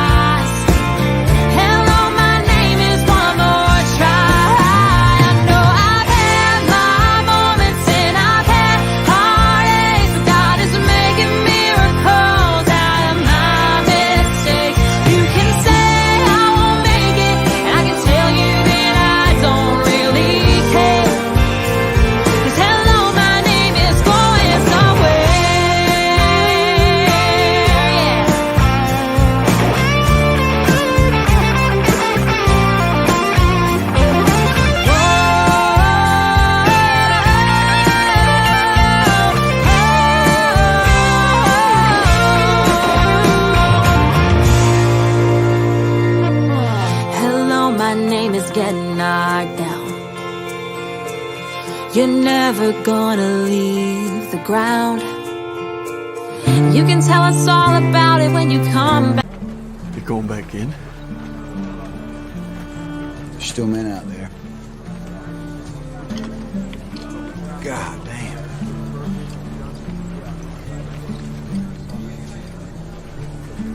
When I go home, people ask me, "Hey, Hoot, why do you do it, man? Why? You some kind of war junkie?" I won't say a goddamn word. Why? They won't understand. They won't understand why we do it. They won't understand it's about the men next to you. And that's it. That's all it is. Find us on the web at mbradio.us. I want to make it clear that the views expressed by our hosts are not considered the official stance of MBR Views. Remember, this is all about having fun and enjoying the ride. Hey, we're back with my favorite Katie Smiles. Hello, everyone. Thank you for having me. Is it hot or is it cold over there now? It's in between. So it'll be like 60 degrees and the sun is out. So it's like, it's hot. It's crazy. Nighttime is like 40 degrees. So I love it. So, sweetheart, I'm so sorry. I know that story took a little bit longer, and No, it you could go need to share so your many. story. It needs to be heard, and I felt the healing in this. It needed to come out, and I'm so proud of you. Thank So you. proud of you. So you had some issues as well as pharmaceuticals, right? I did. And that's what's crazy because I started my journey now. I guess the term is being holistic. I was on at least 18 different medications when I finally went to when I finally was able to get to the VA. That's a whole nother story. I had to fight. And you're right. You have to have a strong mind. But I was giving up. I had given up at one point, and thankfully my husband now, he was just like, no. And so it's nice to have that angel standing on the side of you. Yes, it is. Yeah. So now I am not on any medications. Oh, good for you. It's still a struggle with depression and all that stuff, but it's a fight that's worth it. I knew I wanted to be here for my baby, and I was like, I'm gonna be 150 years old, 160 years old, and still looking fine. I was like, there's no way. Again, if Hare Krishna can do it 8,000 years ago and live to 125, why can't we? Yes. Right? I needed to show my baby something different. You're exactly right. People, it's out there. It's out there. You just have to be willing to break out the box and find the answers yourself. And it's hard. There's a lot of struggle, but you gotta keep going. You gotta keep going. You did it. Look at you, and you're still smiling. Look at I you. am. That's one thing you cannot take my smile from me. That's right. What doesn't kill us makes us stronger in this world, right? Yes, ma'am. We learn so much. So, KD, when you say that you still have a little depression, do you ever think about going into a balance to try to find the physical and the metaphysical both? So I guess that's the healing. There's a lot of stuff that I haven't healed from. And so inside. And so as the part of I was just learning about chakras yesterday. Now you know the color glasses every time, right? See, I didn't even think about the rose color. What's funny, my mom said when I was young, she's like, you can't be looking at the rose colored glasses because I've always been Mom. the person. Yes, you can. I have every color of them. Today I'm wearing purple because I knew I needed divine and Saint Germain's energy today. So I put purple on. I think this is so beautiful. It's so beautiful. So yeah, my glasses rotate all the colors of the chakras depending on either what I'm teaching or what I have to talk about. Make it so that I see those colors, enforcing those chakra levels, enforcing that energy. Yeah. Wow, that's beautiful. See, wow. Yeah. So tell Mom, it does work, sweetie. It does. But thank you for the awareness, right? Thank you for the awareness. It's always a thank you. Thank you. So. There's a reason why our parents and grandparents were the way they were. Amen. They had to be. So I learned, I don't know if I'm allowed to do this, but my sister, she's I think it's a Moru. I don't know if I'm doing. Please tell me if I'm doing this wrong. Mudra. Yes. So I just learned this yesterday, and you would never believe. I was like, oh, I'm tapping into something different. I'm tapping into a different chakra. I was like, I've never felt like I feel, because you know how it feels nothing. So I was just like, oh, this is different. And like at the end, like my hair was like this, and I couldn't get it to go down. And I was like, what happened? They're laughing at me because I was having an alpha moment, and I was just like, I kept like doing this, and I was like, what is going on? And she's like, you're literally your chakra is going up, and I was like, yeah. The power, babe. The power. Yeah, so that's my physical, me learning my physical of trying to get out of that depression and the things and grounding. grounding is big key. So I literally walk outside. Hey, wait. Sorry. I got a toddler. I understand, but I need to get your mom on this serious thing. I need to get your mom to talk. Yes. Hey, George is on. Go watch George really quick. Yeah. Okay. PPS. So grounding. I've been doing a lot of grounding, walking on my grass, like letting my feet just go. Mama, go. That's correct. So we do. We ground into earth. Pachamama, Jerusa in the Bible says Jerusa. And once we can ground in, the problem is that our life and population doesn't allow us to ground in. We're always in rubber shoes, and there's more concrete than there is earth anymore. So that's where the crystals started coming from, because the crystals are from earth. They contain all sorts of beautiful frequencies to heal the body. People don't believe me, but I'm telling you, Katie, on my thyroid, I would put Endoflex all the way around my neck at night, and I would strap a Coca-Cola stone, because I didn't have my beautiful electromagnetic machine at the time in 2015. And I would ace bandage my neck with Coca-Cola. And then during the day, I had beautiful Coca-Cola necklaces. Coca-Cola and Endoflex helps thyroidism. And that one started to secretly go away. Of course, I put my body in homeostasis so that I had to recapture this. Today, and it's probably about, I want to say 2018 is when I started getting into electromagnetic therapies, to doing biofeedbacks, and to curing the DNA strands that actually were helping. Now, before that, I had, like I told you, there was so many things that I just decided it was going to happen. Either I was going to die, but I was not going to live this life. Being in the damn VA every week, I was there every week. And every time you turn around, my family was sick of it. They're like, oh my God, what are they keeping her for this time? What surgery this time? It was ridiculous. I had 12. The VA was my second home. It was my second home. Yeah, I know. Yeah. Pop a pill, PTSD. Here's some more pills.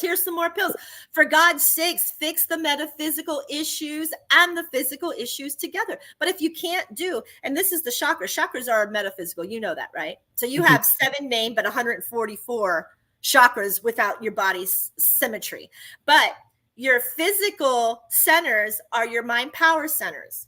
Your mind power centers, there's 12 of those. And when you rewire our brains can rewire to the metaphysical and physical. And people don't realize this, but this is what Tesla and Einstein and Dr. Rife were doing in the 1930s and 40s, that our beautiful government go, get out. And there went Dr. Rife. Still today, underground, getting the machines, getting them over. People are curing them. There is more holistical today, and I'm so proud of the holistical world standing up to our government, because you don't have to be a sheep, man. You don't have to be. And you don't need those freaking pills. Those pills are ridiculous, and those shots are ridiculous. If you can fix your DNA strands with the broken DNA points, with the bacteria or organisms that are on those DNA strands, and you know what? All I need, I told Joel this, all I need is a fingernail or a toenail. I'll help you. All I need. But every 30 days, you got to give me one, because the DNA, the nails are so porous. They actually have all your stuff, literally. Your whole DNA. Baby girl. Yes. This is my healer. This is my doctor. Wow. Every day, I will run frequencies on my body every day. Every day I have multiple. Somebody says, my husband, he got sick with a cold. I put him in there. 2 days done. Gone. Wow. Gone. It's like crazy. He has arthritis, and every time it flares up, I put his toenail in there. Arthritis gone. People get a headache. MJ, give me your nail. Gone. People have thyroidism. I put their thyroidism. My one friend, she goes, MJ, my thyroidism hadn't come down in years, and look. And I said, listen to me. I said, in October, I came out of remission again, this past October. Wasn't bad. I didn't even have pain. I was using this machine, using it. And I literally, for the first time, did not have any morphine in my body. Not even a pain. My painkiller was marijuana, because it's more natural and it doesn't affect my organs. So when I would get in pain, I would then smoke. I didn't start smoking marijuana. Not even, I was in the 60s too. I didn't even have it until 2018 was my first time with marijuana. Now, I did CBD, I told you, but the CBD is not marijuana. It's the medicinal side to the marijuana plant. But I didn't even have it. And I never got wheelchair. This was the first time I never got wheelchair bound. But they told me that my cholesterol was like 280. It was spiking. And I was like, okay, well, I'm not moving. I'm sedimentary. I'm not walking, right? So I was like, okay. I put this machine on for 3 months. January, they took my blood again. And I didn't do anything. I didn't change my diet. I didn't do anything. Just my machine, put my nail in there, left it run, held on to nanotubes. Guess what my cholesterol came down to in January? 70. Oh, I wish. No. But it went from a 280 to a 181. Wow. 100 points just by this machine that was helped with Tesla, Einstein. You didn't have to take medicine, nothing. That's a blessing. Let me tell you, my friend who was in the pharmacy, she was scared shitless because it's beyond her ethical code to do that. And I told her, listen, you can either help me and I will never, ever, ever say your name, or I can try it on my own. And I really don't want to because I don't know what I'm doing. I'm not a pharmacist. I don't know what these pills entail. I'm just calling a spade a spade.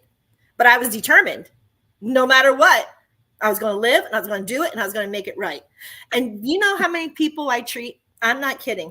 I treat so many people who refuse to come off these meds for ADHD, for bipolar, for That's PTSD. because they have it to where they want you to come back. It's so most of these medicines are addictive.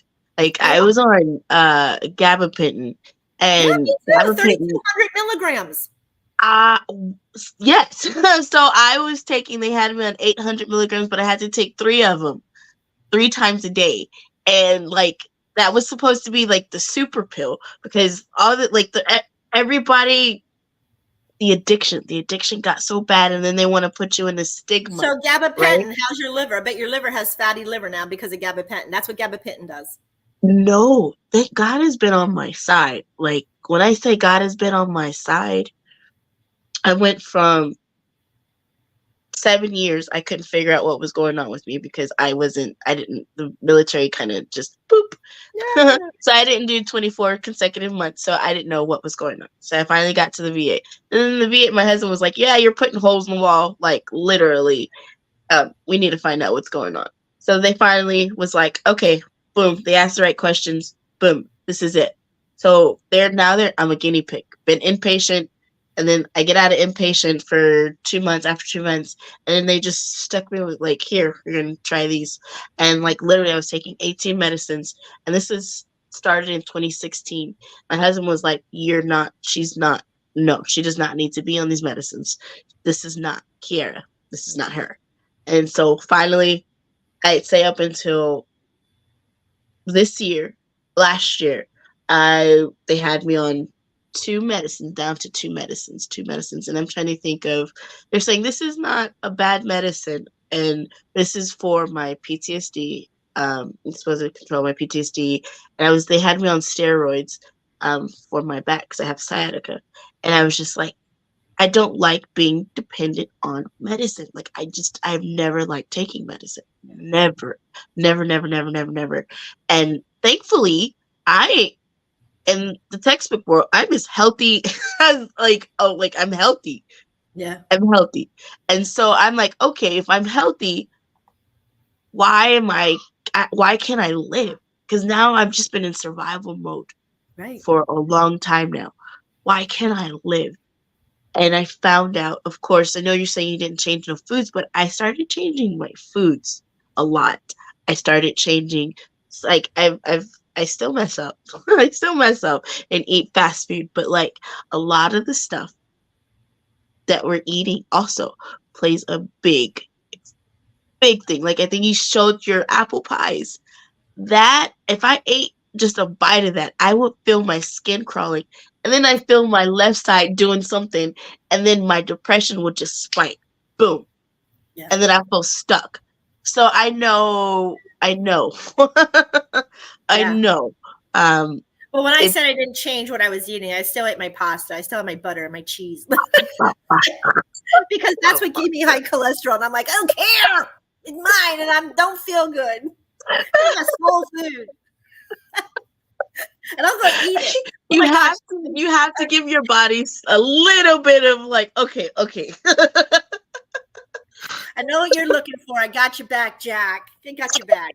Sweetie, I gotta take a break. Give me 2 seconds. We'll be right back, and we're gonna continue because I know we're gonna flip your pattern. Let's just take a real quick break. We're gonna play Monday. Let's play Monday.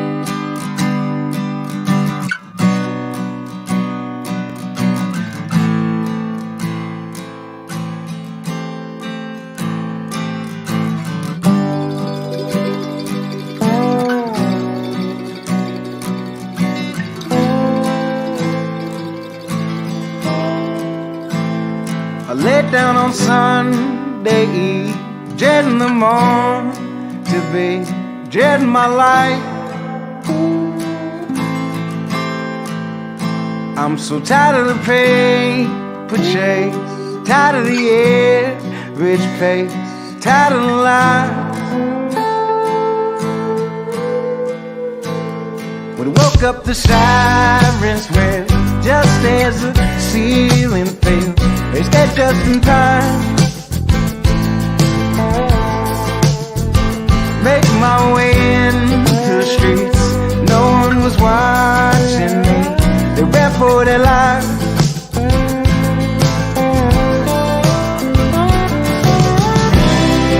This chemist feels the sky, and the ground begins to shake. That I'm still alive. But it's just a Monday for me. Who would have thought it'd be the end of the world? Just a Monday for me. Who would have thought it'd be the end of the world?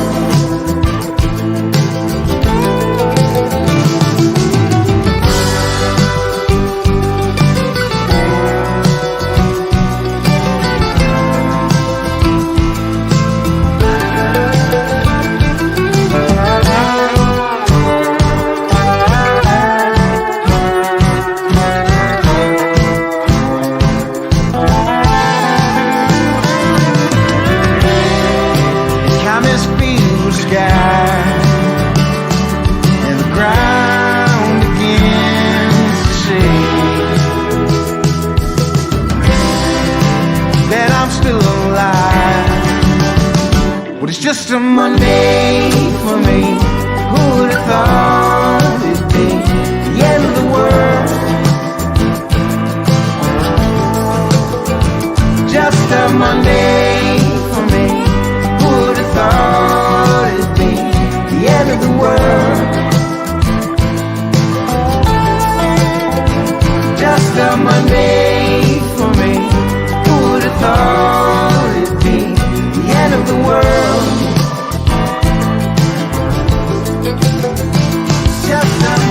I'll be waiting in the morning light. The sun comes up to defeat the night. I'll be waiting in the morning light.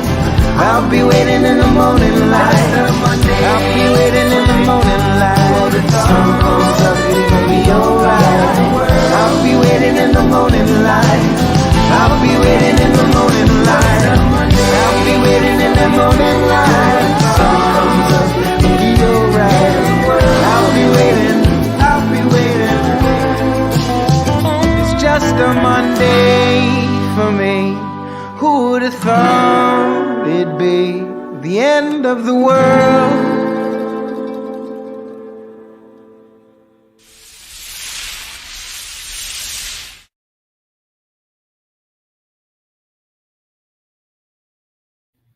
All right, here we are. We're back with Katie Reed, the Smile Show. She's always smiling. I love her. Her energy is so bright and cheerful, and she's on early morning. So you gotta check out her show because you want to wake up with this one. This one is just beautiful sunshine, and I love that you came within my realm and my path in this life. Thank you. Thank you.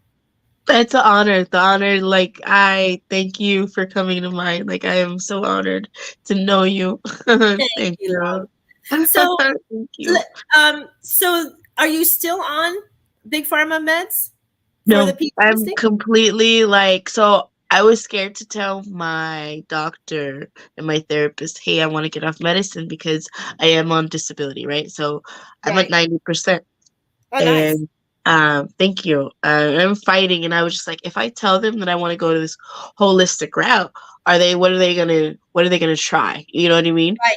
And Exactly. my so I this is fearful. This is like legit fearful thoughts. Like, what do I do? You Right. know, Are they because going to I take my still money away obviously because I'm trying to cure? Weren't they supposed to help me cure? exactly. So I'm in this journey. I don't know what the future holds, but I know God has me in his hands. But I know this journey is where I'm supposed to be. So I told him, and he was actually very positive. The doctors, so in North Dakota, it's phenomenal. Like, they want you to heal. It's so amazing. And he was like, I want you to do this for at least 3 months before you come back to me and be like, hey, I want to be back on my medication. He goes, I want you to try this. And I want you to do it. Because he was telling me that his wife did it. And he said, it's positive. Like, do this. And I was like, okay. Okay, I'm going to do this. And like, so to have these people in your corner, now this is your medical side. So, this is separate from the benefit side. So I'm kind of like, okay, like I said, I have to put it in God's hand because this is more to have to deal with what I wanted to do. I want to be here at least 150, 160 years. I want to see my great grandkids. Yeah. So this is, I'm excited. I'm not on any medication, actually. I'm not taking nothing. So this is purely willpower. There's a lot of times where I'm failing, and that negativity side, just get back on your medicine. You're not going to ever get this right. And I'm like, no, I got to keep going. I got to keep going. Tap it out. And yeah. The silent left you, boss, right? No, it is. It's a struggle. I mean, thank God for Dr. Klimas, because I wasn't even, she fought. She wrote a letter.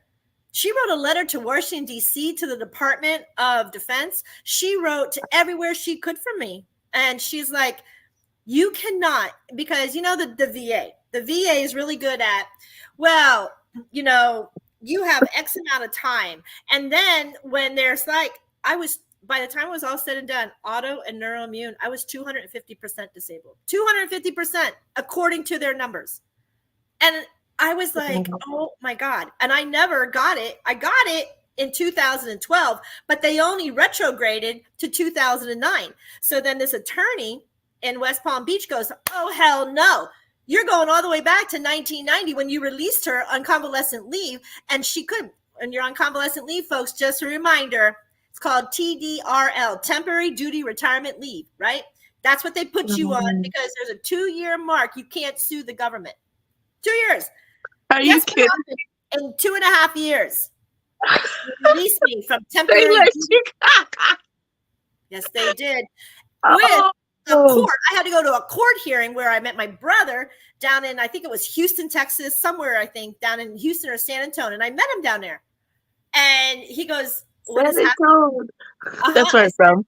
I'm sorry. I had to go back to court for a compensation court. I was like, why am I in court? And this was the United States Air Force Court. Oh, were they trying to sue you, saying that you owed them money? No, that they wanted to. That's when they released me, and stating that yes, that I did have a disability, and that they would release me at 10%. Wow. And that was like 1991, somewhere like 90 through 92. I don't know the exact date, but I remember having to go. I met my brother there, and he's a big two-stepper. He goes, "Do you want to go dancing?" I'm like, "I can't feel my fucking feet, man. I mean, really? Come on, gotta go dancing." I'll dance in my head with you. I don't know, but anyway, it was it was crazy. Even today, do you know today? They refuse to give it. Here's the sick part, Katie. When COVID came out, and I said I was going to say it, and here, because you'll get it now. When COVID came out, PTSD, man.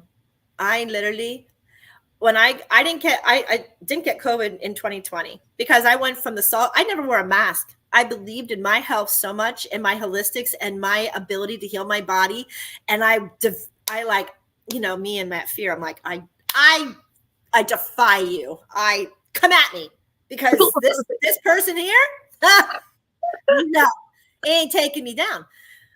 Salt cave one day, infrared, salt cave, infrared, salt cave, infrared. This is what I did all of 2020. My mother turned 80 years old in 2021. So in May of 2021, we had a surprise birthday. I went up for 7 days. Guess what I got? I got COVID. I hellfired out of Pennsylvania so quick down to Miami. My husband drove all night long, knowing damn well what was happening. My body, my feet started going. And it was climbing all over again. And I looked at him and I started shaking and I go, I'm in trouble. My body is physically in trouble. We went to the emergency room. We got here. As soon as we got here, we went straight to the Miami VA.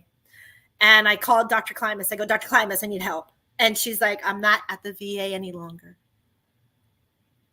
My heart sunk. And I go, oh my God. So I get in there. My husband has COVID and they released him. I have COVID. They wouldn't release me. I go, wait a minute. You just released my husband. They said, no, we're putting you in ICU. I go, wait, what? And they go, here you go. They said, I'm really sorry, but you can't. You are extreme high risk. Your levels, all of your levels are bottoming out. I go, no, you don't understand. I go, this is how my body's been since 1980. They go, I can't release you. And they started tourniqueting my arm. And I go, what are we doing? I go, what are we doing? And they go, well, we're going to give you the only chance that you have to live at this moment, Miss Gonzalez, is to put monoculars in your body. I go, wait, what? So I called my friend who was a pharmacist and she goes, MJ, I go, damn it. Just tell me. And she goes, there's no proof. There's nothing. She goes, I'm sorry, honey. She goes, there's no proof. And I go, I'm not taking it. And they refused to let me leave the Miami VA. They go, you cannot leave. And I go, okay, defiant, MJ Defier. I know I'm the Defier, and immediately, Katie, the minute they left, I took that website, does it's like, rip. I put on my clothes. I said, I understand. And if I'm going to die, if they want me to go, it's on me, not on you.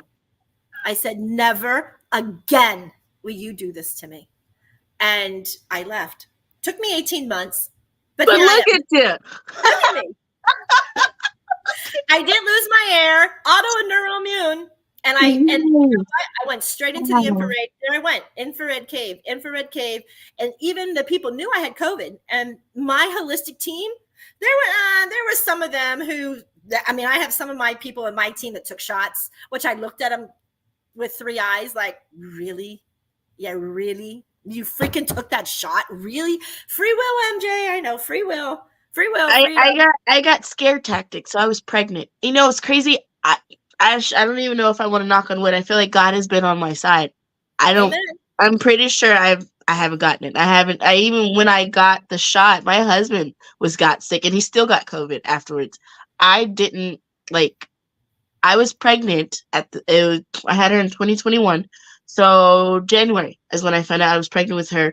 And at first it was like, oh, we don't know what the risk of what the pregnancy is, so don't do it.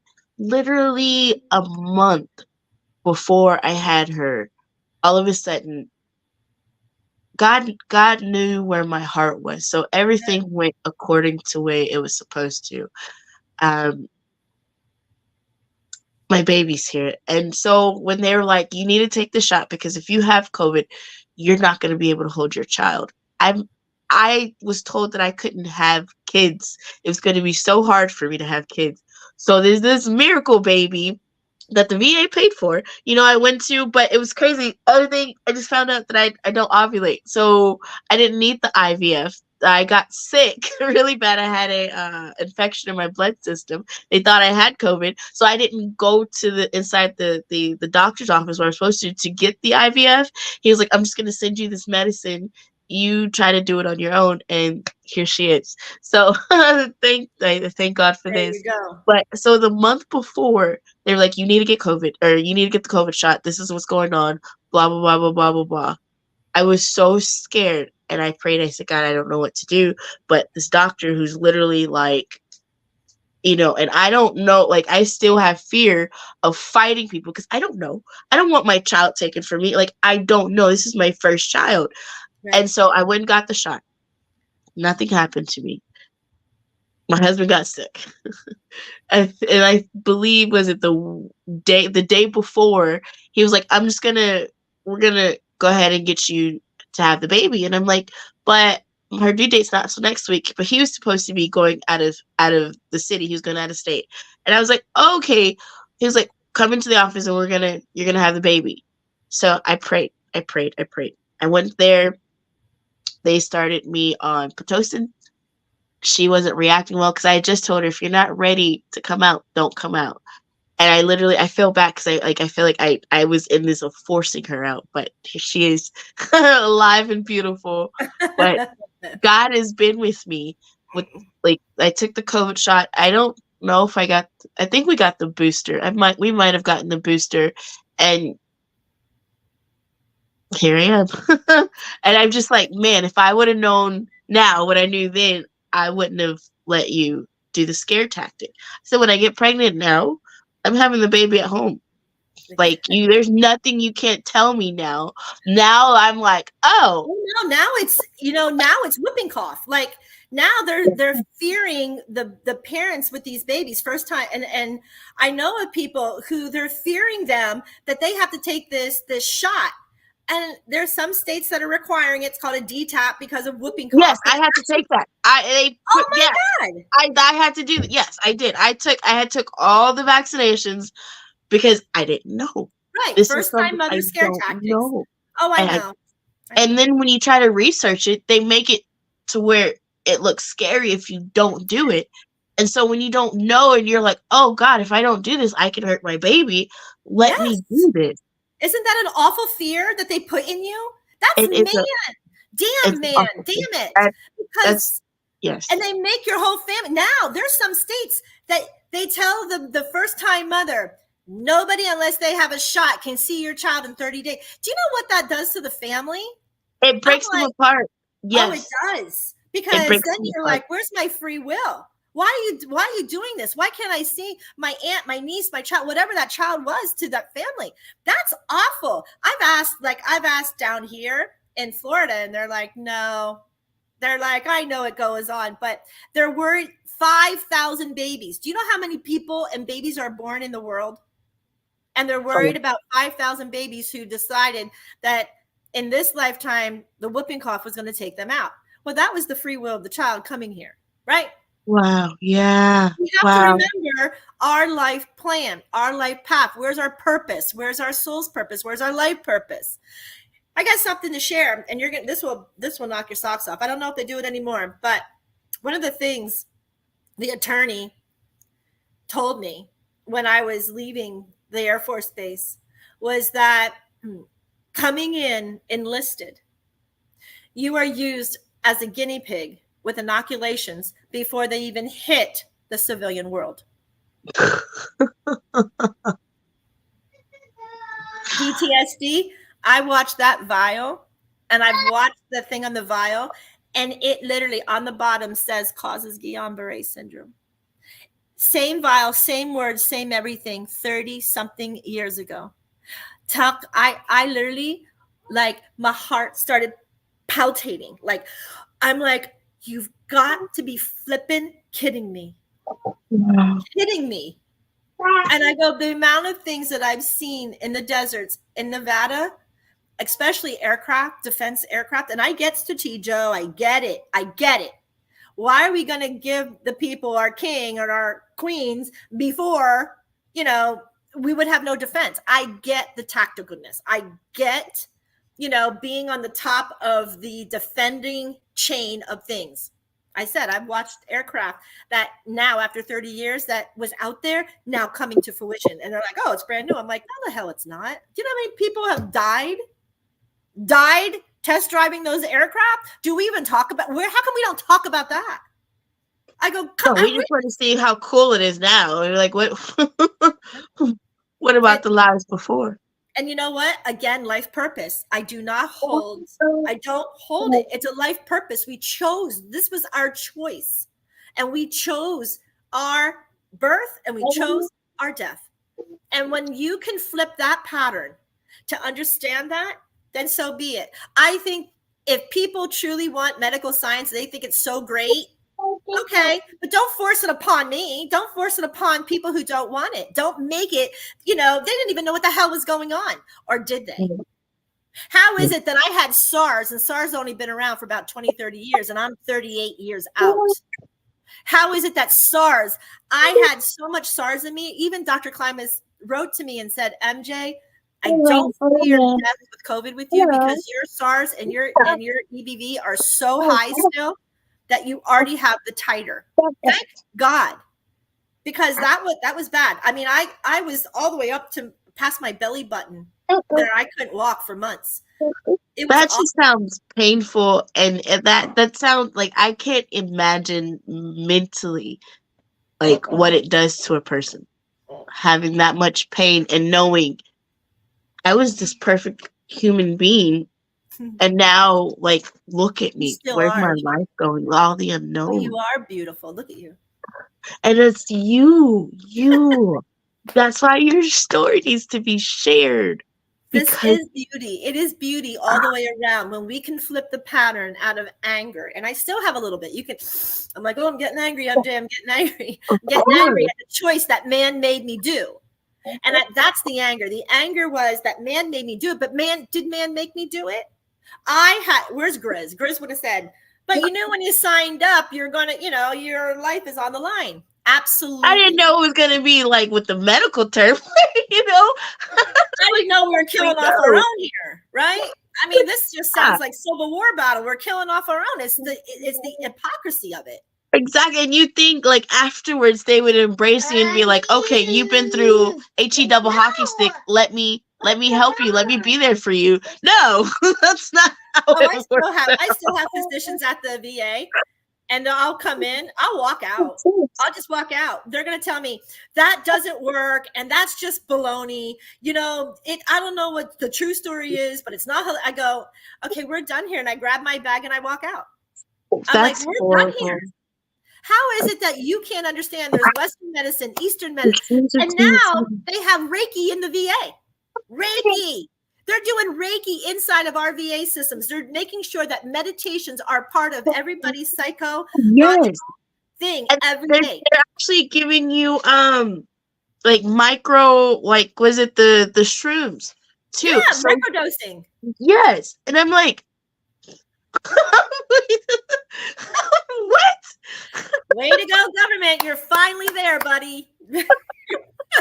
You're finally there. But now okay, so microdosing with mushrooms. Somebody else asked me this. I think it was Amber. She asked me about ketamine, and I said, never did the ketamine, but I did do the microdosing because the one thing that COVID did do for me is it gave me a false dementia. It was called COVID long haul because my central nervous system was already damaged or weak because I'm neuroimmune from my episode. And that was the biggest fear. So when the vagus nerve started to swell, it took out my cognitive thinking pattern of my frontal lobe.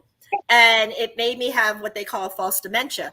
And I have been dealing with it. Like there's things from 2001 to like 2023. I don't even remember being said, being hurt, like none of it. I don't even remember.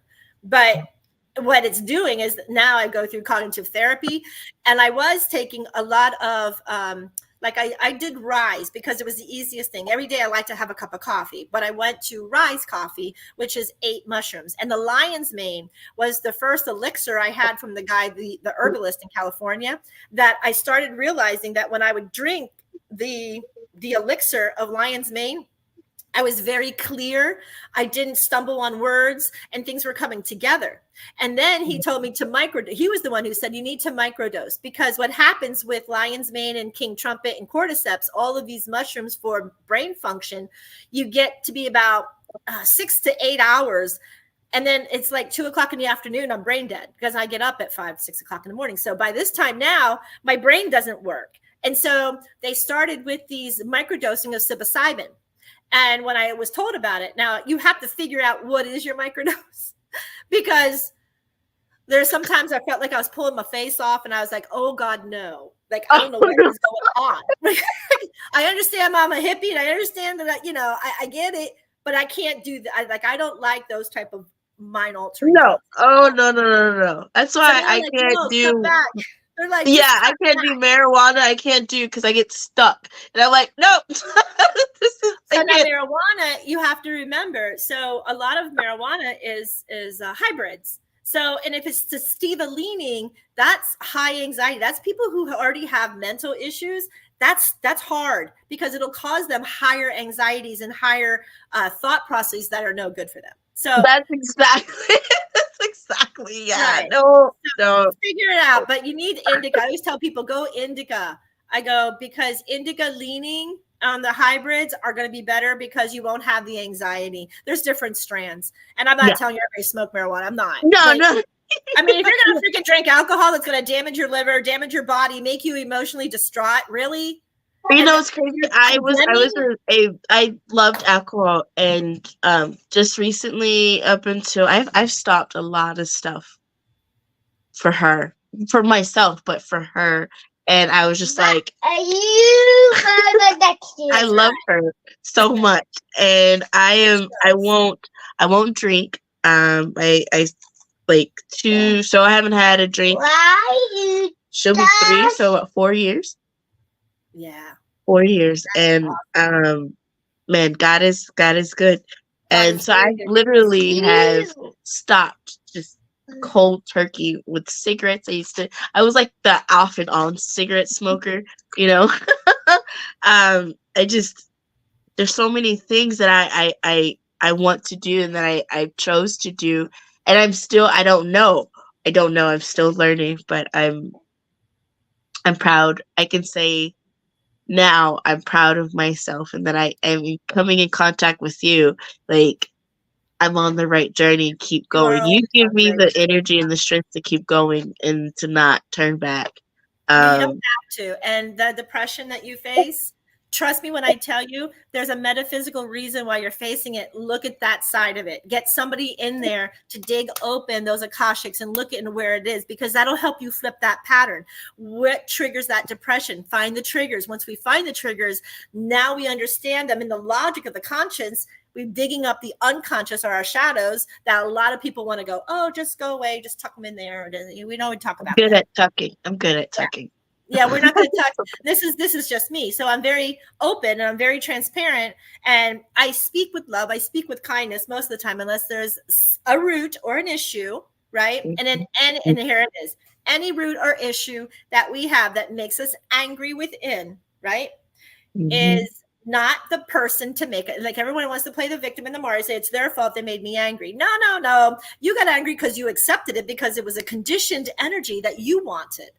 The other day, I tried to help somebody on the radio. I was called in to help, and that guy wanted to attack me. And I'm like, dude, you're not healed. Oh, yes, I am. Oh, no, you're not. You are so not healed. I can tell you you're not healed, because you wouldn't be yelling at me for trying to say it's okay. That's all I said. And he goes, you're wrong. You're out of here. People don't understand. And then until later, they're like, oh man, I shouldn't have did that. Right. They're like, I'm so sorry. I go, I am so used to that with PTSD, especially the guys. I am so used to that I just smile going, you are so unhealed, and it's so unfortunate. And I'm so grateful that I'm able to see it. I hope someday you're able to see it. really. And you need it to be there because they're gonna remember you. They're gonna have those aha moments. And they're like, man. And that's what happens. You're right. They do. They leave. The people in my moon circles, the same thing. People who come for counseling, the same thing. They want to fight me because of the ego. The ego wants to fight them because they're conditioned to that energy or that awareness, and they're not conditioned to something that has been an unconscious state. And when we start digging into these unconscious states, the healthier we become, believe it or not. And that's where it is. So that's why I said, we'll talk later. And I see that we are over 2 hours, man. I know. So we're going to go. So here it is. Angels, come into us, the Templars that surround us, into the bubble of light. And may the angels carry us with love, peace, happiness, and joy, and abundance of what it is that we all desire most. Mwah. Namaste. I love you all. This is MJ, and this is KD Weens. Go ahead. When is it? It's in the mornings. Yes, at 5 in the morning, 5 Central Time on Wednesday morning. Catch me on the Smile Show, and we will talk about we have the verse of the day, and we have our scripture of the day, and we just tie it in what we can do as a whole, and what we can do for that day to make it a fruition. So, Father, Mother, God is all glorious and all loving. Amen. I love it. Thank you, Kiara, for coming in. Thank you for having me on your show today with us, guys. I know this was a long one. This is MJ in the world of conscious positive thinking. I know some of that wasn't very positive, but we're working on it. We're healing ourselves every day. The more we speak is the more we heal, right? Amen. See you next Monday. We are out as soon as I find the program. I have to find the program. Joel and them aren't here today, but I'll find it, and then we'll all leave together, and we'll all be happy dappy. Here it is. Love you.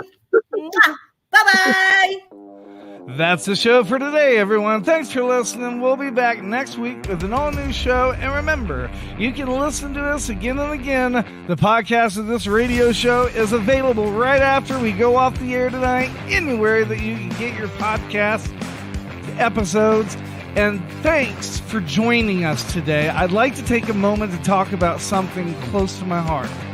Military Broadcast Radio is doing incredible work to support our veterans and bring their voices to the world. They rely on your generous donations and your dedicated volunteer hours to make it happen. I encourage you to consider supporting NBR in any way, form that you can. Use this QR code that's attached to the picture, or you can go to our website at mbradio.us. That's Mike Bravo Radio.us to learn more about how you can donate or volunteer even just an hour a week from your home. Help make a difference in the lives of our veterans, because once again, we're all here for you and not for us. We're giving our veterans a voice.